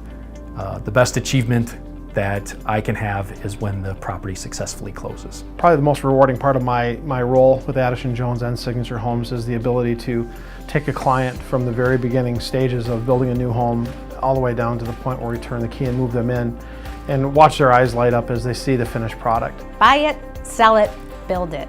That's Addison Jones. Welcome back here to the Fond du Lac Blue Line. Here for the post-game show. So let's talk about it. Fox Valley Savings Bank post-game show. Looking for a loan with no hassle. They can help local bank, local lenders, your community, your local community bank. Fox Valley Savings Bank. Marian University, turning point of the game. Coach, I would have to say the end of the first period, I'm going to call that the whole turning point here, because that, I think, ended the game there with a 3-0 lead. St. Mary Springs knows how to pack it up and play some defense, and they did a great job. Yeah, like I said, I always say it starts with your goaltender. It really does come playoff time. Obviously, Brendan Gertig played nice, and then also Gabe Brown with another hat trick to produce some offense for him. Yeah. Again, the BCI Burke player of the game. Log on to burkecareers.com. We didn't really have a talk about that, but Coach, would you agree that we've got to hand that off to Brendan Gertig? I agree. Just to bounce back, he probably did not feel good last Thursday, even though they won, but he came out playing hard today and basically shut McFarland down. What'd you say, 33 of 34? Yeah, 33 of 34. Yeah. He did a fantastic job, and again, he faced 17 shots alone in that third period and gave up the shorty just with a juicy rebound, and I think he knows that. But what I loved is the smile. He had an incredible smile that he was showing to us while we were interviewing him, and I hope you were able to get that across. So that's going to be our player of the game at the Leb Insurance Group. Final statistics for Med Elite Partners. Your Med Elite membership is a safety net that helps protect your home, family, and lifestyle. Learn more with the Leb Insurance Group. Let's take a look at some of those stats again. 1, 2, 3, 4, 5, 6, 7 penalties for McFarland, with the majority of them. 3 of them came in the second period, 4 in the third, and you can tell that that's that frustration. Coach talked about this for this Ledgers. He had 5 penalties. You can't get lucky all the time, and especially in playoff hockey, you cannot afford to be shorthanded and try and win as you try to advance your way to the state tournament. Again, number 30, Raymond Wheaton, 34 for 39 on the saves. Brendan Gertig, again, 33 of 34 on saves. Goal scoring in the first. At 15:10, it was Gabe Brown with an assist by Isaac Sabel. At 11:30, number 13, that was a great play, Quinn McLaughlin. I mean, I could have talked to him as well, but that was a fantastic play. Coming in and across, gets across the blue line, takes a shot to the pads, and the ricochet came out towards the dot, and he busted to get there and was able to punch it in with a backhand. And that was 2-0, and then at 4:28, 17 from 4 and 16. That's going to be Jade Meisner from Austin Westergaard. That was his first point. And I could tell, again, he was telling us about how he was eating at him to not be able to be on the ice on Thursday. And a fantastic job coming back out there and getting some assistance. It was even in the second period. Nobody scored. Still 3-0 at the end of 2. And then in the third at 15:15, Gabe Brown with his second goal with the assist again from Austin Westergaard. So there's 2 points for Gabe and 2 points for Austin. And then at 5:35 on the power play, Gabe Brown again with the assist to Isaac Zabel. I could have talked to Isaac as well again, but I wanted to make sure we had a chance to talk to Brendan Gertig for the effort that he put out there. Next game broadcast. So we've got a ton on Radio Plus. You're going to see on Friday there's a whole host of girls games depending upon who's got some wins. We cover in the Randolph girls. We're covering the Oakfield girls. We're covering the Waupun girls. We're covering the Laconia girls. And they could have back-to-back games here coming up here on Friday and Saturday. And on Saturday, I believe, was I correct? It is a 12:30 start on Saturday. They're going to be playing Oregon again for a rematch. A 3-0 victory Oregon had over Waupun. And got to give a huge shout-out to the Waupun team for battling. Again, they were a very, very good team this year. And unfortunately, you have the number 2 ranked team that you're playing, and you also have the number 4 ranked team in your sectional to try and get to the state tournament. But Coach Nick Tank should be very proud of what he put out there for a product. One more check here into the chat, and again, thank you for putting all that stuff in there. Jackie Hammond, congratulations to both teams and to the senior Ledgers last night on the home ice playing together. Absolutely true. Soak it in, enjoy each minute, and stay safe. Alex Zabel, go Pumpkin, watching from Vegas. You bet. I love the broadcast. And again, I thank you, all of you, for putting stuff in here and letting us know. Any golf up there in Carefree this week? Not sure about that, what that's going to take for, but always pulling for the Ledger. So again, and Zach Hartley started the broadcast and is going to end the broadcast as he puts a bang in there. And congratulations. Saturday, we're going to go on air about, I'm guessing, somewhere around noonish, maybe a little bit before. Thanks again for following us here on this broadcast. We've enjoyed bringing it to you. Coach, again, thank you so much for joining me here and running a camera and adding your expertise into the game. So thanks a lot. No, thanks for having me. And I speaking for a lot of people out there, we appreciate what you do. Love it. It's a blast. Cameron, thank you again also for joining us here. I know you can't hear him right now, but an amazing job on that portable. So thanks again for that. And again, Saturday will be the next hockey game that we're covering, and there's girls basketball Friday. At least 4 games, maybe 5 that we're going to be covering with the Radio Plus teams. And hopefully all of them will win and get a chance to play again on Saturday. Again, I love this time of year. It's crazy. I know I'm going to have to be in Oregon at 10:30-ish, 11 o'clock, somewhere in there, and then I got to turn and burn and come back up here and do Oshkosh Lourdes versus hopefully Oakfield. But I love it. It only happens a couple of weeks during the winter. So thanks again. This has been Jeff Sauer for Radio Plus Sports. Take care.